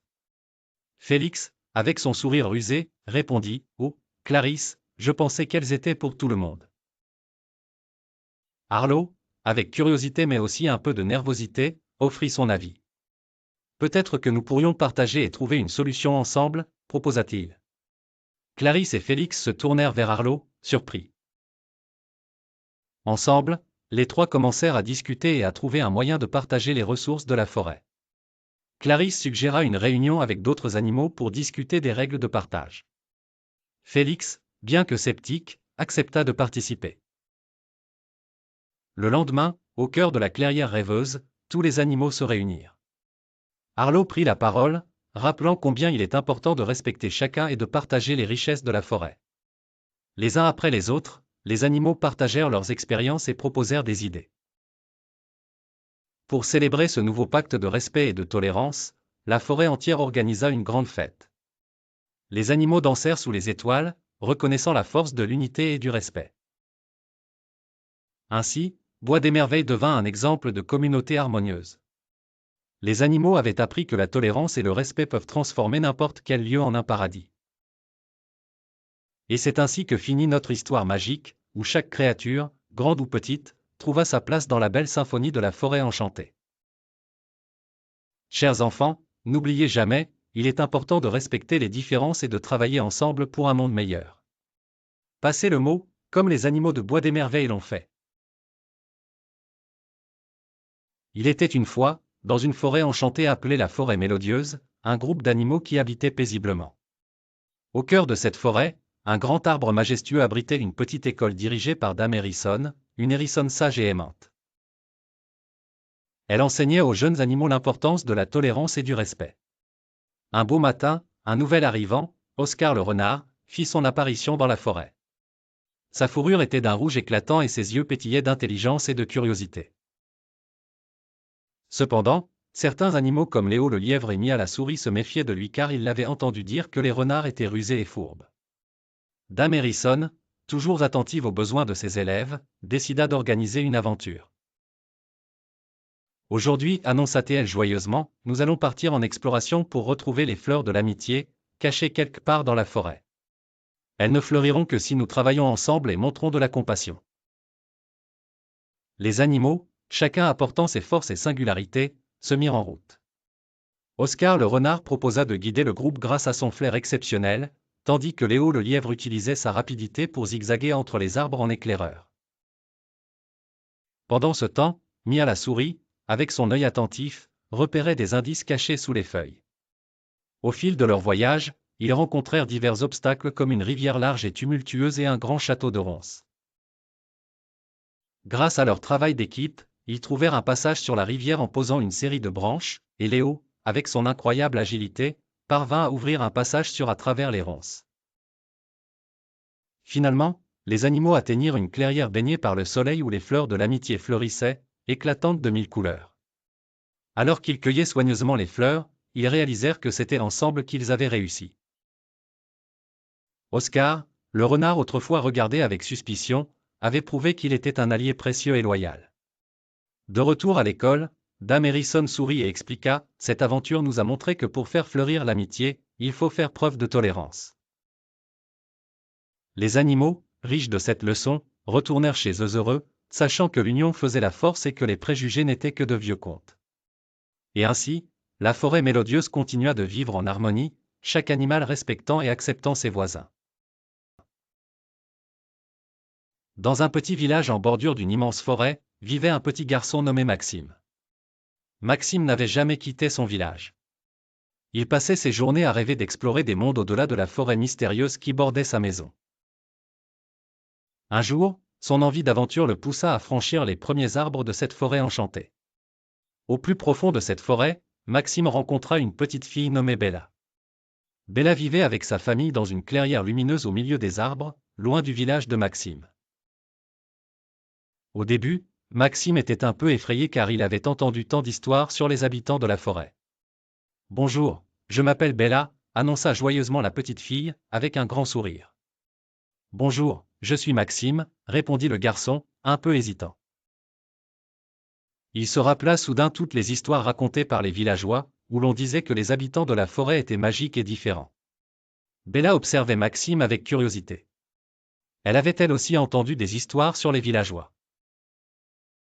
« Veux-tu jouer avec moi ?» proposa Bella, sans se soucier des légendes. Hésitant au départ, Maxime finit par accepter, poussé par sa curiosité et son envie de découvrir d'autres manières de s'amuser. Ensemble, ils jouèrent à des jeux inventés.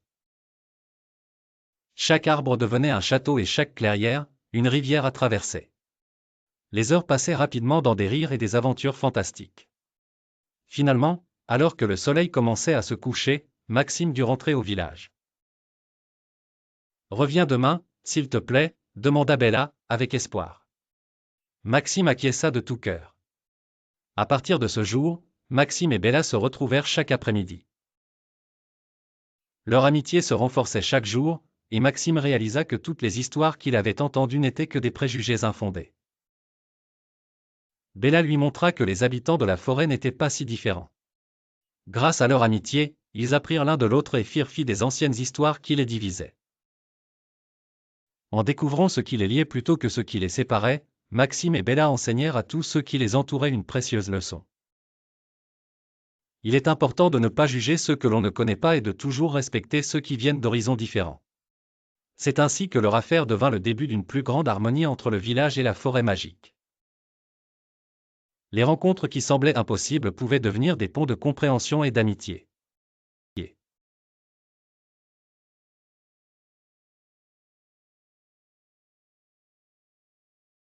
Il était une fois, dans une forêt enchantée cachée au cœur de l'hiver, une petite fée nommée Solène. Elle avait des ailes aussi délicates que les flocons de neige et elle brillait d'une lumière douce, telle une étoile dans la nuit. Solène aimait explorer les coins et les recoins de sa maison forestière, car elle savait que chaque arbre et chaque fleur cachait une histoire ancienne. Un matin, alors qu'elle volait entre les branches couvertes de givre, Solène entendit un murmure. Le murmure semblait provenir du vieux CHNE au pied duquel tous les animaux de la forêt se rassemblaient pour les festivies de Noël-automne. Intrigueux, elle s'approcha discrètement et écouta avec attention. Le CHNE, dans un souffle de vent, révélait l'existence d'un ancien secret qui pourrait sauver Noël Menac par la disparition soudaine des flocons magiques. Le CHNE expliqua à la petite F qu'il existait une centilitre cache dans la forêt. Une fois découverte, la centilitre libérerait une pluie de flocons magiques, assurant que Noël serait illumin par leur classe scintillant. Solène, courageuse et déterminée, prit sur elle la mission de trouver cette centilitre mystérieuse. Elle savait que tout dépendrait de son succès, car la joie de sa forêt dépendait des flocons qui faisaient briller les nuits de Noël. Solène vola vite et longtemps, visitant les grottes et les hauteurs des arbres. Elle interrogea les sages hiboux et demanda conseil aux musaraignes.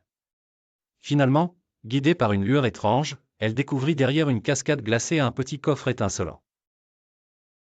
En l'ouvrant, elle trouva une centilitre d'or, orne de motifs de flocons. Avec la centilitre en main, Solène retourna vers le vieux CHNE. Lorsqu'elle y enlaça la centilitre dans le tronc du CHNE, une prodigieuse tempête de flocons magiques s'éleva dans le ciel. Les animaux merveilleux d'Enrent et Chanrent tandis que la lumière des flocons projetait des reflets magiques autour d'eux. Et ainsi, grâce à la bravoure de Solène, Noël fut sauvé. La forêt en champ demeura un lieu de joie et de magie pour toutes les créatures jamais. Les habitants de la forêt n'oublieraient jamais le courage de la petite F qui avait redonné Noël sa beauté éternelle.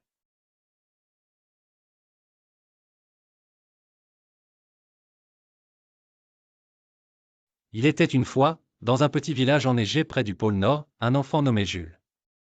Jules adorait l'hiver et surtout les légendes qui entouraient le Père Noël. Un jour, alors qu'il jouait dans la neige, il fit une rencontre incroyable qui changea son destin. Alors qu'il construisait un bonhomme de neige, une lumière étincelante apparut devant lui. C'était une petite fée des glaces, toute scintillante, avec des ailes translucides et un sourire chaleureux. « Bonjour, Jules », dit-elle d'une voix cristalline. Surpris mais ravi, Jules répondit, « Bonjour, qui es-tu » ? « Je suis Mia, la fée des glaces », expliqua-t-elle en virevoltant autour de lui. « J'ai besoin de ton aide, Jules. Le Père Noël a quelques soucis avec la machine à cadeaux, et l'aide d'un enfant ingénieux comme toi serait parfaite pour résoudre ce problème. » Les yeux de Jules brillèrent de curiosité et d'excitation. « Moi ? Vraiment ? Que dois-je faire ?» Mia lui expliqua que la machine à cadeaux était en panne parce que le froid avait gelé ses rouages. Leur mission était de dégeler la machine et de s'assurer que tous les cadeaux seraient prêts à temps pour Noël. « Je connais un passage secret qui nous mènera à l'atelier du Père Noël, » dit Mia en montrant un chemin caché entre les sapins recouverts de neige. Jules suivit la fée avec enthousiasme. Arrivé à l'atelier, Jules découvrit la machine gigantesque recouverte de givre. Il se mit à réfléchir et se souvint d'un vieux remède qu'il avait utilisé pour dégeler la serrure de la porte de sa maison, de l'eau tiède. Avec l'aide de Mia, ils trouvèrent un moyen de réchauffer la machine à l'aide d'une petite bouilloire magique que Mia avait apportée. Peu à peu, la glace fondit et la machine recommença à ronronner doucement.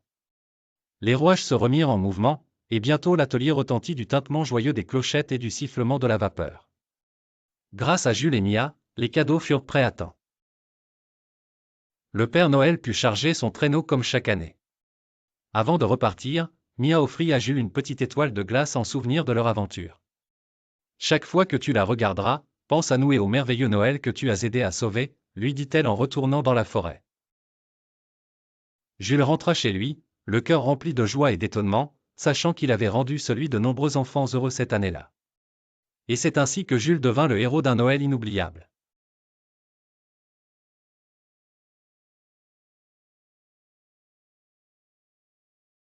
Il était une fois, dans un petit village entouré de forêts scintillantes, une famille qui avait un ange de Noël très spécial. Cet ange, avec ses ailes dorées et sa robe argentée, brillait de mille feux au sommet de leur sapin chaque année. Mais un jour, l'ange disparut mystérieusement. Depuis, chaque Noël se passait sans la lueur réconfortante de cet être enchanté. Dans le même village vivait une petite fée appelée Lumina. Lumina avait le don de contrôler la lumière et de répandre la joie avec ses clochettes étincelantes. Sa présence illuminait les recoins les plus sombres et faisait sourire les visages tristes. Un soir d'hiver, alors que la famille se préparait pour Noël avec un soupçon de tristesse à l'idée de célébrer encore une fois sans leur ange précieux, Lumina décida de les aider. Elle vola jusqu'à leur fenêtre, ses ailes frémissant dans la brise glacée. « Je vous aiderai à retrouver votre ange, dit-elle doucement. Sa voix était aussi douce que la neige qui tombait doucement sur le toit. La famille était captivée par l'apparition de la petite fée. Ils exposèrent leur histoire et la perte qu'ils ressentaient chaque année. Lumina, résolue à ramener la joie dans leur foyer, entreprit une quête à travers le village endormi. Elle visita chaque maison, éclaira chaque coin sombre de ses rayons lumineux, mais l'ange restait introuvable. Déterminée, elle se faufila dans la forêt environnante, sachant que parfois, les objets magiques se cachent là où l'on s'y attend le moins. Au cœur de la forêt, elle aperçut une lueur faible. En s'approchant, elle découvrit l'ange, pris dans une ronce ensorcelée. Grâce à sa lumière étincelante, elle brisa l'enchantement et libéra l'ange. Ravie, elle ramena l'ange à la famille, qui pleurait de joie. Ce Noël serait spécial, car grâce à Lumina, l'ange avait retrouvé sa place. Depuis ce jour, la famille et Lumina devinrent amies, et chaque année, la fée venait illuminer leur sapin de Noël de son éclat. Et ainsi, la magie de Noël et de l'amitié brillait plus fort que jamais dans leur cœur.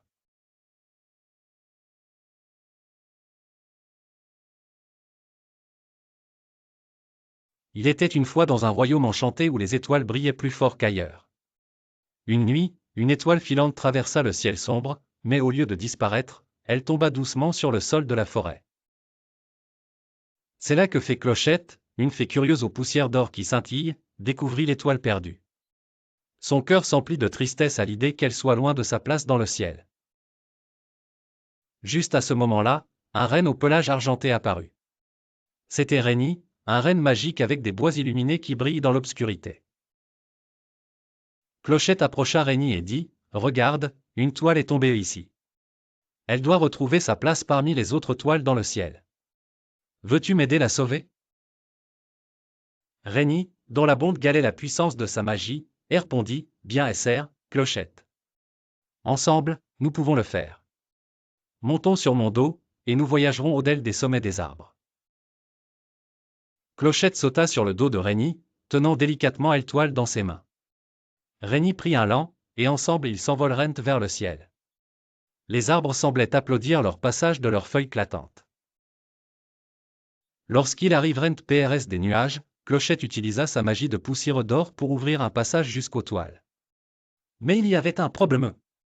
Un nuage noir et orageux faisait obstacle. C'était au tour de Renny d'agir. Il inclina ses bois illuminés vers le nuage sombre et murmura des anciennes incantations de lumière. Les lueurs de ces bois dissipèrent le nuage, illuminant le chemin jusqu'au ciel étoilé. Avec un saut gracieux et plein de détermination, Rémi atteignit la place vide de l'étoile. Clochette relâcha l'étoile qui retrouva enfin sa danse parmi ses sœurs scintillantes. Ravis de leur réussite, Rémi et Clochette retournèrent doucement au sol, le cœur rempli de joie. « Merci, Rémi, dit Clochette émue. Tu as été un merveilleux compagnon. Et toi une grande amie, Clochette, répondit Rémi avec un sourire chaleureux. Depuis ce jour, chaque fois qu'une toile filante traverse le ciel, on raconte que c'est une toile saluant Rémi et Clochette pour leur précieux secours. Ainsi trouveront-ils chacun une amitié ternelle et un ciel ternellement brillant.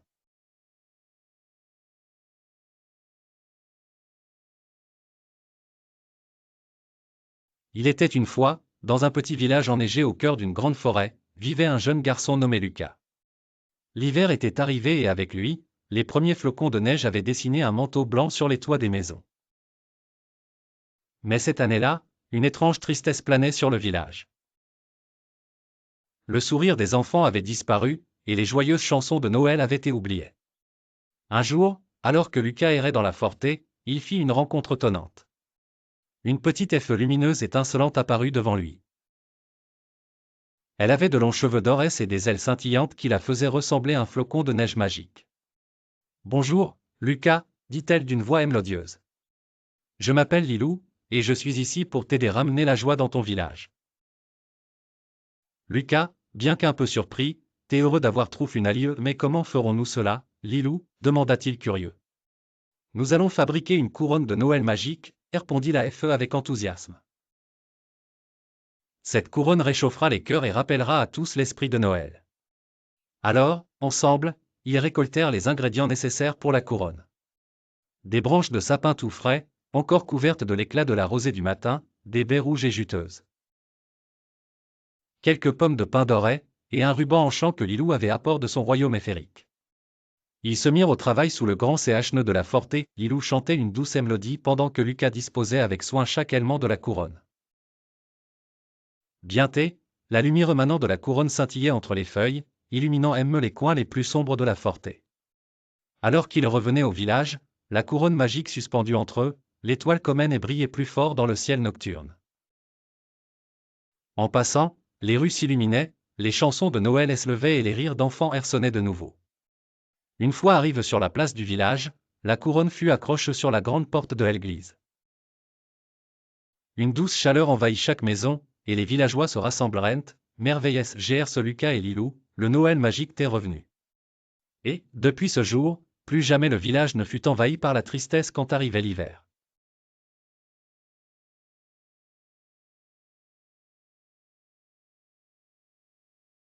Il était une fois, dans un petit village niché au creux des montagnes enneigées, vivait une adorable fée pâtissière nommée Clémentine.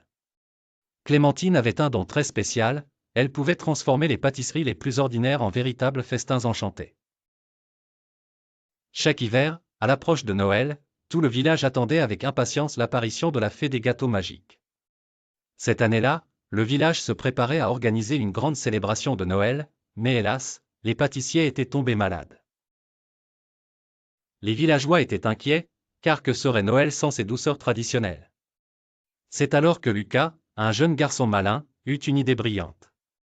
Il décida de se rendre à la chaumière de Clémentine pour demander de l'aide. « Clémentine, pourrais-tu nous aider à sauver notre réveillon ?» implora Lucas, les yeux remplis d'espoir.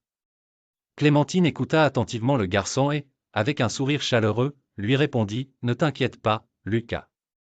Préparez votre simple pâte à gâteau, et je m'occuperai du reste. » Lucas courut annoncer la bonne nouvelle. Les villageois rassemblèrent les quelques ingrédients qu'ils avaient et préparèrent les pâtes à gâteau les plus simples qu'ils pouvaient. Dès que la nuit tomba, Clémentine s'envola vers le village. Un nuage scintillant de poudre de fée l'accompagnant, elle agita sa baguette magique au-dessus des gâteaux et, comme par magie, ceux-ci se métamorphosèrent en un festin de Noël éclatant, gâteaux aux fruits, éclairs au chocolat, biscuits sucrés et tant d'autres délices apparurent. Les enfants du village bondissaient de joie, applaudissant et riant, les yeux écarquillés devant ce miracle gourmand. Les adultes étaient émerveillés et, ensemble, ils décidèrent de célébrer cette nuit magique en festoyant autour de la table regorgeant de délices. Depuis ce jour, chaque Noël, les villageois se souviennent du courage de Lucas et de la gentillesse de Clémentine, la fée des gâteaux magiques, qui avait su transformer leur réveillon en un moment féerique inoubliable.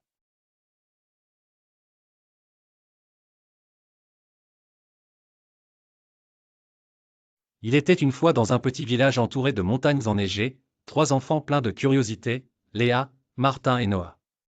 Ils vivaient pour les aventures, surtout pendant la période magique de Noël. Un soir, alors que les premières étoiles scintillaient dans le ciel hivernal, les enfants décidèrent de jouer dehors. En courant autour du grand sapin du village, ils remarquèrent quelque chose d'étrange. Des lucioles, mais pas n'importe quelles lucioles, celles-ci brillaient de toutes les couleurs de l'arc-en-ciel et semblaient vouloir les guider quelque part. « Je parie qu'elles savent un secret !» s'exclama Léa. Sans hésiter, les enfants suivirent les lucioles qui dansaient dans l'air glacé. Le chemin les menait à travers la forêt, là où les arbres chantent doucement sous le vent. Plus ils avançaient, plus la lueur des lucioles illuminait le sentier d'un éclat féerique. Martin, le plus rêveur du groupe, murmurait des histoires de fées et de trésors cachés. Noah, le plus petit mais aussi le plus rapide, courait devant, riant tout bas pour ne pas effrayer la magie qui les entourait. Après avoir marché pendant un bon moment, un somptueux château de glace apparut devant eux. C'était le château des fées de Noël. Ils purent à peine y croire. « C'est plus beau que dans nos rêves », murmura Noah émerveillé. Sur le seuil du château, une fée aux ailes lumineuses les accueillit avec un doux sourire. « Bienvenue, chers enfants. Merci d'avoir suivi nos lucioles, car aujourd'hui, vous êtes nos invités d'honneur au grand bal de Noël. » Léa, Martin et Noah furent transportés dans un monde où la joie et la magie de Noël ne connaissaient pas de limites. Ils dansèrent avec les fées, goûtèrent les délices offertes par les lutins. Ils firent le vœu que la magie de cette nuit ne les quitte jamais. Et chaque année, en attendant Noël, ils se rappellent cette incroyable aventure, en espérant un jour revoir les lucioles enchantées revenir les chercher.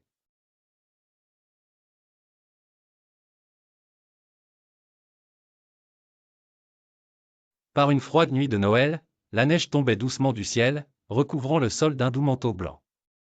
C'est alors que dans une petite ville nichée au creux des collines, un groupe d'enfants s'était perdu en explorant les bois enneigés à la recherche du bonhomme de neige parfait.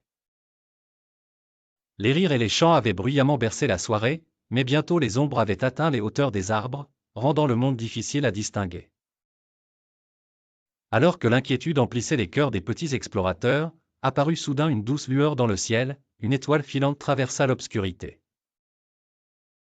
Les enfants lèvèrent les yeux, merveillés par cet éclat. Mais ce qu'ils ne savaient pas, c'est que cette toile n'était pas ordinaire. Peu de temps après, une petite fée, brillante comme un cristal de glace, descendit des cieux. Elle avait des ailes délicates et un sourire qui illuminait la nuit. « Je suis Amelia », chuchota-t-elle d'une voix aussi douce que le murmure du vent. « Ne craignez rien, chers enfants, je suis ici pour vous guider en toute escurie. » Émerveillés, les enfants suivirent Amelia, tandis que l'étoile filante, leur nouvelle amie lumineuse, les guidait de ses éclats scintillants à travers les bois. Amelia et l'étoile filante créaient un chemin de lumière dans la nuit sombre et froide. Grâce à la fée et à l'étoile bienveillante, ils retrouvèrent bientôt le chemin menant au cœur de la ville. Les enfants purent enfin apercevoir les lumières chaleureuses de leur maison et sentir le doux parfum du chocolat chaud. Les parents suppliants, qui s'étaient inquiétés de leur disparition, les accueillirent avec des accolades et des larmes de joie. Cette nuit-là, les enfants apprirent que même dans les moments les plus sombres, une lumière peut toujours montrer le chemin.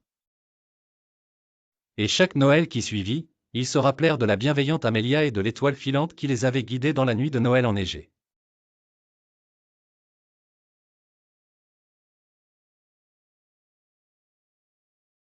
Dans une forêt enchantée, bien cachée du monde des humains, vivait une petite fée nommée Florette. Florette était aussi pétillante qu'une goutte de rosée sous le soleil du matin. Elle aimait danser de fleur en fleur et garder un œil sur tous les animaux de la forêt, prenant soin d'eux avec beaucoup de tendresse. Un jour, la veille de Noël, le vent commen a soufflé plus fort que jamais. Il emportait avec lui des flocons de neige glaquesse qui recouvraient la forêt d'un manteau blanc tincelant. Florette se hâta vers le centre de la clairière pour inspecter les dégâts lorsque, soudain, elle entendit des pleurs stridents. Les pleurs provenaient d'une famille de M-singes blottis dans un nid, tremblant de froid. « Oh non !» s'exclama Florette. « Je dois trouver de l'aide pour sauver ces pauvres oiseaux. » C'est elle qu'un enfant courageux, Père nommé Léo, fit son apparition dans la forêt. Léo avait toujours eu un cœur généreux et une grande admiration pour la nature. En voyant l'inquiétude sur le visage de Florette, il s'approcha d'elle. « Que se passe-t-il, Florette » demanda-t-il. La fée lui expliqua la situation désespérée des mésanges. Elle prit une grande inspiration et sourit. « Ne t'inquiète pas, ensemble nous trouverons une solution. » Ils décidèrent de construire un abri chaud et serré sous les racines d'un grand chêne de la clairière. Léo rassembla des brindilles et des feuilles pendant que Florette utilisait sa magie pour réchauffer l'espace. Ensemble, ils formèrent un abri douillet. Les mésanges furent transportés avec soin, chacune se blottissant les unes contre les autres sous l'abri protecteur que l'enfant et la fée avaient créé. À l'abri du froid glacial, elles se laissèrent bercer par le doux chant que Florette murmurait. La tempête s'apaisa lentement, et lorsque le premier rayon de soleil perça le ciel, les mésanges chantèrent joyeusement pour célébrer Noël. Léo et Florette regardèrent la scène, le cœur heureux. Ils réalisèrent qu'en s'unissant pour aider les autres, la vraie magie de Noël résidait dans l'amour et le partage. Et dans cette forêt en champ gerce un enfant courageux et une fée bienveillante, une famille d'oiseaux avait reçu le plus beau des cadeaux de Noël.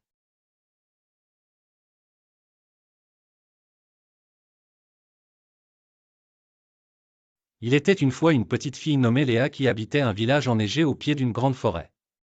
Léa adorait Noël et la magie qui l'entourait. Chaque année, elle attendait avec impatience le moment de décorer le sapin de Noël dans le salon. Un jour, alors qu'elle se promenait dans la forêt pour chercher des pommes de pin, Léa fit une rencontre incroyable. Une petite fée aux ailes scintillantes vola jusqu'à elle. « Bonjour, Léa » dit la fée d'une voix mélodieuse. « Je m'appelle Lila, et je suis la fée de la forêt. Veux-tu que je t'aide à fabriquer des décorations magiques pour ton sapin ?» Émerveillée, Léa accepta avec joie. Lila emmena Léa au cœur de la forêt, où un énorme chêne les abritait. Sous les branches, un atelier de magie les attendait. « Regarde, Ella » expliqua Lila en ouvrant un coffret rempli de poudre colorée. « Avec A, nous pouvons faire des décorations qui scintillent comme l'étoile. Prends cette poudre d'or et saupoudre-la sur ces pommes de pin. » Elle fit ce que la fée disait, et sa grande surprise, les pommes de pin se mirent briller d'une lueur chaude et d'or. « Maintenant, nous allons faire des guirlandes d'étoiles. » Continua Lila. Elle fit un petit tour avec sa baguette, et des toffes légères et transparentes apparurent. Elle les utilisa pour faire de jolies guirlandes. Elle accrochera les guirlandes aux branches basses du chêne. « C'est si beau !» s'exclama Ella. Enfin, Lila lui apprit confectionner une toile spéciale pour le sommet du sapin. « Cette étoile, chuchota Lila, brillera toujours la nuit, même lorsque Noël sera fini, pour te rappeler notre belle amitié. » Léa fabriqua l'étoile avec soin, et, remplie de joie, elle remercia la fée. De retour chez elle, Léa décora son sapin avec ses nouvelles créations magiques. Sa famille n'en croyait pas leurs yeux devant tant de beauté. Ce Noël-là, grâce à l'aide de la fée Lila, Léa réalisa que la véritable magie de Noël résidait dans l'amitié et la joie partagée avec ceux qu'elle aimait.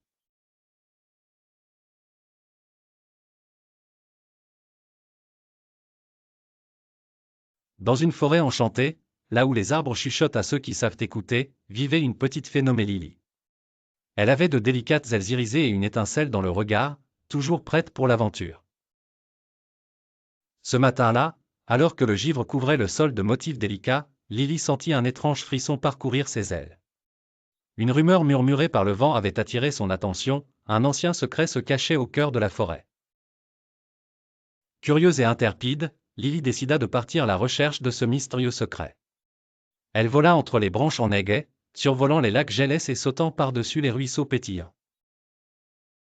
La forêt était silencieuse, l'exception du doux chant des flocons de neige tombant lentement au sol. Après avoir parcouru un long chemin, Lily arriva devant un vieux chêne imposant, ses racines profondément ancrées dans la terre gèle. Elle savait que c'était elle que résidait le secret, car Ophélie gardait depuis des siècles par le temps lui-même. Avec une légère incantation, elle frappa doucement l'écorce du CHNE et aussitôt, un petit compartiment s'ouvrit, révélant une ancienne botte recouverte de motifs d'orès. Tremblant d'excitation, Lily ouvrit la botte et découvrit un parchemin en roule. Sur ce dernier, des mots magiques brillaient faiblement sous la lumière du matin. Celui qui détient la centilitre du CHNE détient le pouvoir de rendre Noël éternellement joyeux. Lily réalisa alors qu'elle avait découvert le secret sacré, capable de répandre joie et lumière à travers le monde durant cette période festive. Avec beaucoup de soin, Lily remit le parchemin en place et referma la boîte. Elle savait maintenant que sa mission était de partager ce bonheur inestimable avec les autres habitants de la forêt. Elle se précipita alors pour raconter son incroyable découverte aux autres fées. Ainsi, grâce à Lily, la forêt fut emplie de rires et de chants, et Noël fut sauvé, apportant joie et magie à tous, petits et grands. Lily, la petite fée, avait accompli sa mission et pour toujours, conserverait ce merveilleux souvenir au fond de son cœur.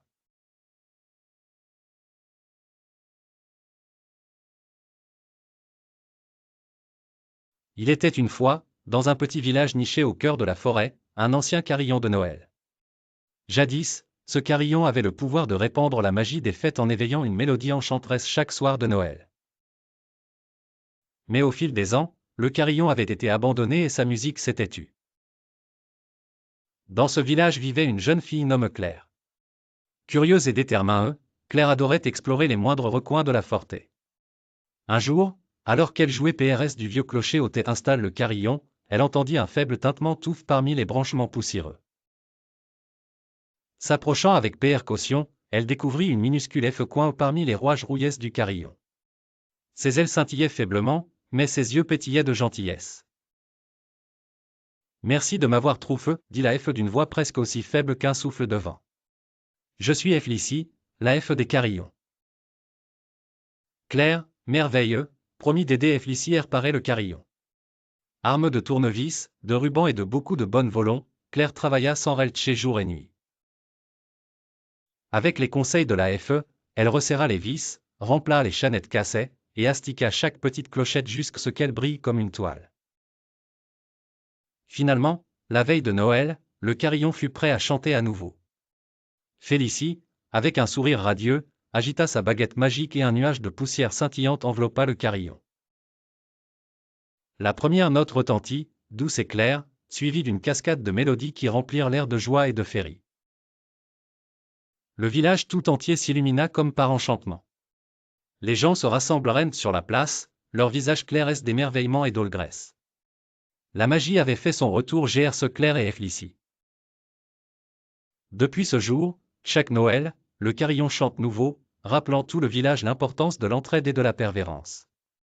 Et parfois, si vous écoutez bien, vous pouvez entendre le rire cristallin de Felicie mêle la musique, veillant sur la magie du carillon avec amour.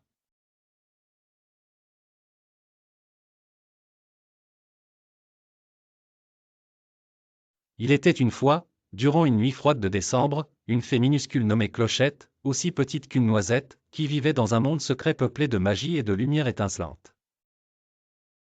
Elle avait des ailes transparentes comme du cristal et adorait explorer les moindres recoins avec curiosité et joie. Cette nuit-là, Clochette avait décidé de se cacher dans une chaussette de Noël suspendue au bord de la cheminée. La chaussette était rouge et douce comme une couverture chauffante, avec un petit grelot doré qui tintait joyeusement à chaque mouvement. Alors que la maison était plongée dans le silence, un doux parfum de pain d'épices flottait dans l'air. Soudain, Clochette sentit la chaussette se balancer doucement. Intriguée, elle regarda prudemment par le bord. Elle vit le Père Noël, lui-même, entrer dans le salon avec un grand sac rempli de cadeaux. « Oh, quelle merveilleuse surprise !» pensa Clochette. Le Père Noël déposa délicatement les cadeaux autour du sapin décoré de 1000 lumières scintillantes. Clochette, émerveillée par la scène, décida de suivre discrètement le Père Noël dans son voyage nocturne. En un battement d'ailes à peine perceptible, elle se glissa hors de la chaussette pour se poser sur le bord du manteau rouge bordé de fourrure. En volant de maison en maison, Clochette vit des milliers d'enfants rêvant profondément, attendant avec impatience le matin. Elle attrapa un flocon de neige qui voltigeait doucement parmi les étoiles et fit un vœu, que tous les enfants du monde puissent connaître la joie, peu importe où ils se trouvent. Quand l'étoile du matin commença à briller à l'horizon, Clochette savait qu'il était temps de rentrer. Elle retourna à sa chaussette rouge, le cœur rempli de souvenirs merveilleux et de magie. Elle s'y replia pour se reposer, en souriant en pensant la magnifique aventure qu'elle venait de vivre. Au revoir, cher Père Noël, murmura-t-elle dans son sommeil avant que les premières lueurs du jour d'hiver clair la pissent. Et c'est ainsi que Clochette, la F minuscule, passa une nuit pleine d'aventures et de magie, cachée dans une chaussette de Noël.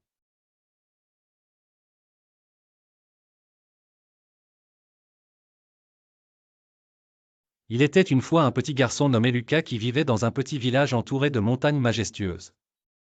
Lucas aimait les aventures et passait ses journées à explorer les collines et les champs entourant son village. Un matin d'hiver, alors qu'il suivait les traces de chevreuils dans la neige fraîche, il découvrit un chemin secret dissimulé derrière un grand chêne. Curieux, Lucas s'engouffra dans ce sentier mystérieux qui serpentait à travers une forêt dense. Alors qu'il avançait en s'émerveillant de la beauté de cette forêt endormie sous le manteau blanc de l'hiver, il entendit un doux tintement qui semblait venir du cœur de la forêt. En suivant le son magique, Lucas tomba nez à nez avec une scène incroyable. Sous un grand pin illumin de 1000 cristaux de glace, des dizaines de petites fées s'affairaient fabriquer les flocons de neige. Elles dansaient gracieusement dans les airs, battant des ailes légères et chatoyantes. Bonjour, petit humain, s'exclama une fée aux cheveux d'Orès, perche sur une branche basse. Elle s'appelait Lila et était la chef des fées des neiges. Nous avons rarement de la visite ici, mais nous aimons avoir de la compagnie. Viens, rejoins-nous et regarde comment nous CRONS la magie de l'hiver. Lucas observa attentivement tandis que Lila et les autres fées démontraient leur article. Elles chantaient de délicieuses mélodies, et les notes semblaient donner vie aux flocons qui miroitaient de 1000 feux avant de s'évanouir dans l'air froid. Lucas se sentait émerveillé et comprit qu'il avait découvert un trésor caché au cœur de l'hiver. Après ce moment magique, Lucas remercia les fées pour leur hospitalité. Alors qu'il faisait ses adieux, Lila glissa un minuscule flocon de cristal dans sa poche, un souvenir de cette journée extraordinaire. Lucas quitta la forêt secrète avec la promesse de projeter ce secret en chant, sachant qu'un monde de magie vivait discrètement c'était du sien.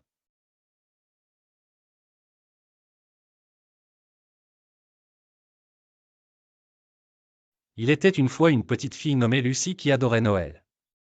Chaque année, elle déposait un vœu secret dans une petite boîte qu'elle plaçait sous son lit, espérant que les étoiles l'entendent. Cette année, son vœu le plus cher était d'aider son petit frère Tom à marcher à nouveau, après son accident. Un soir d'hiver, alors que la neige couvrait le sol d'un doux manteau blanc, une lumière scintillante apparut dans le ciel. C'était l'étoile la plus brillante que Lucie ait jamais vue. Elle fit un baiser à la boîte de ses vœux et l'endormit avec l'espoir dans le cœur. Le lendemain matin, quel ne fut pas son étonnement de découvrir une petite fée d'étoile, perche sur le bord de sa fenêtre. Sa robe était faite de poussière d'étoiles, et ses ailes scintillaient comme 1000 diamants. Bonjour, Lucie, dit la fée avec une voix douce comme le vent. Je m'appelle Stella, et je suis venue réaliser ton vœu. Lucie n'en croyait pas ses yeux. Est-ce vrai, demanda-t-elle, remplie d'espoir. Oui, répondit Stella en souriant. Nous devons travailler ensemble pour que Tom puisse marcher nouveau. Nous devons croire et garder la foi. Ensemble, elles passeront des journées fabriquer des jolies décorations de Noël pour tout le village. Lucie n'avait jamais vu Tom aussi heureux qu'en voyant tous ces sourires autour de lui. Chaque rire, chaque sourire, remplissait le cœur de Tom de lumière et de force. Alors que Noël approchait, la magie opérait toujours plus intensément. Le matin de Noël, Lucie et Tom ouvrirent leurs cadeaux ensemble. C'est alors que Tom sentit quelque chose d'incroyable. Il posa doucement un pied par terre et puis l'autre. Avec un choc de surprise, il réussit à se lever. Lucie, regarde, cria-t-il. Lucie pleura de joie et remercia Stella du fond du cœur. La fée sourit et s'envola vers le ciel, laissant derrière elle une traînée scintillante qui disparut dans la lumière du matin. Depuis ce jour, Lucie et Tom croyaient fermement que les étoiles écoutaient toujours leurs vœux. Et chaque Noël, ils regardaient ensemble le ciel, se souvenant de la nuit où une fée des étoiles leur avait donné le plus précieux des cadeaux, l'espoir et la joie de vivre.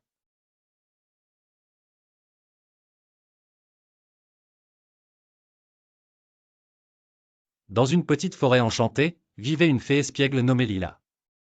Lila avait des ailes étincelantes et un sourire malicieux qui illuminait la forêt.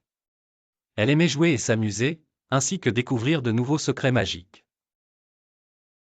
Mais ce jour-là, elle avait un problème, elle avait accidentellement cassé un jouet magique. Oui, un jouet très spécial qui devait être livré au Père Noël pour qu'il le distribue aux enfants sages la veille de Noël. Le jouet était un petit soldat en bois dont les mécanismes permettaient de marcher et de chanter. Alors qu'elle s'amusait avec, Lila avait malencontreusement fait tomber le soldat, et maintenant, ses petites jambes étaient détachées et ne voulaient plus fonctionner correctement. Affolée, elle savait qu'elle devait réparer le jouet avant que le Père Noël ne le découvre. Elle se mit donc en quête de trouver une solution. Elle connaissait une vieille chouette sage, nommée Mistral, qui avait habité la forêt plus longtemps que quiconque. Lila décida de demander conseil à Mistral. « Bonjour Mistral !» s'écria-t-elle en atterrissant devant le grand arbre où logeait la chouette. « Bonjour Lila, que se passe-t-il » demanda Mistral avec sa voix douce et un peu enrouée. Lila expliqua l'incident et Mistral, après avoir réfléchi longuement en secouant ses plumes, suggéra Lila de chercher le fleur de réparation dans les jardins mystiques, mais elle devait se dépêcher, car ceux-ci ne s'ouvrent que lorsqu'une toile filante passe dans le ciel. Avec détermination, Lila vola au jardin mystique. Elle y arriva juste à temps lorsqu'une étoile filante traversa le ciel nocturne. Elle ramassa la fleur magique aux pétales dorés, puis retourna dans son petit atelier. Lila applique un pétale sur le jouet casse. En un instant, le petit soldat en bois fut comme neuf et se mit marcher et chanter joyeusement. Sous la gueule, Lila te rendre le jouet au Père Noël.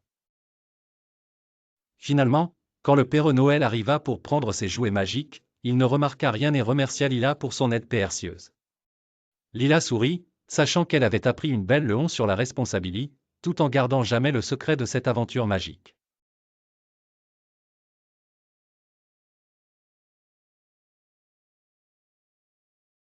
Il y avait une fois, dans un monde enchanté, une petite fée nommée Luciole. Luciole vivait dans une forêt magique où les saisons changeaient en un éclair de lumière. Avec ses ailes cristallines et sa robe faite de pétales de fleurs, elle éclairait la nuit comme une étoile brillante. Cependant, cette année, un esprit malicieux nommé Sombrius menaçait de voler la magie de Noël. Sombrius était connu pour semer la confusion et l'obscurité là où il passait. Il avait un plan sournois pour dérober la magie qui faisait scintiller les étoiles de Noël et réchauffer les cœurs des enfants du monde entier. La veille de Noël, Luciole avait entendu parler du plan de Sombrius GRC, un vieux hibou sage qui nichait dans le grand CHNE au centre de la forêt. Sombrius se dirige vers le pôle Nord où se trouve le cœur de la magie de Noël, avait outé le hibou d'une voix grave. Il faut l'arrêter avant qu'il n'atteigne sa destination. Bien déterminé à projeter la magie de Noël, Luciole battit des ailes plus vite que jamais, laissant derrière elle une terre de lumière scintillante. Elle vola jusqu'à l'endroit où les aurores boréales dansaient dans le ciel, sa première piste pour retrouver Sombrius. En cours de route, elle fit équipe avec un petit renne nommé Flocon, qui lui perta sa rapidité pour atteindre Sombrius. Ensemble, ils surmontent des tempêtes de neige et des montagnes glaciales, guidés par l'éclat du courage et de l'amitié. Finalement, ils trouvèrent Sombrius prêt à capturer la magie dans un grand cristal noir. Mais Luciole, avec son cœur pur et sa lumière éclatante, s'interposa. Elle utilisa sa propre magie pour créer un bouclier lumineux, repoussant Sombrius dans les ombres d'où il était venu. Avec la magie de Noël sauvée, Luciole et Flocon retournèrent à leur forêt, où les étoiles brillaient encore plus intensément cette nuit-là. Et tandis que les enfants s'endormaient en rêvant de Téhéranos et de cadeaux, Luciole savait qu'elle avait prouvé que même la plus petite des fées pouvait accomplir de grandes choses.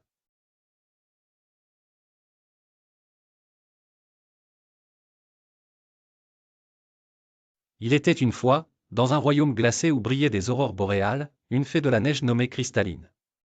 Cristalline aimait beaucoup les histoires, et un jour, elle rencontra un petit garçon nommé Louis, qui avait les joues rouges du froid et les yeux brillants d'émerveillement. Pour réchauffer son cœur et inspirer son esprit, elle décida de lui raconter une histoire spéciale. « Écoute bien, petit Louis, dit Cristalline en chuchotant de minuscules flocons de neige autour d'eux. C'est l'histoire de Rudolf le renne, le courageux petit renne qui rêvait de voler avec le Père Noël. Quand Rudolf était jeune, il passait ses journées regarder le ciel en rêvassant. Un jour, pensait-il, je volerai dans la nuit toile c'était des autres rennes. Mais les autres rennes le taquinaient sans cesse cause de son nez rouge et lumineux. Louis écoutait attentivement, ses yeux escarquillant avec INTRT. Un jour, continua Cristalline, une tempête terrible s'abattit sur le village du Père Noël, recouvrant tout d'un épais manteau de neige. Les rennes habituelles ne pouvaient pas s'envoler cause du blizzard. C'est alors que le Père Noël s'est souvenu du petit Rudolf et de son nez lumineux.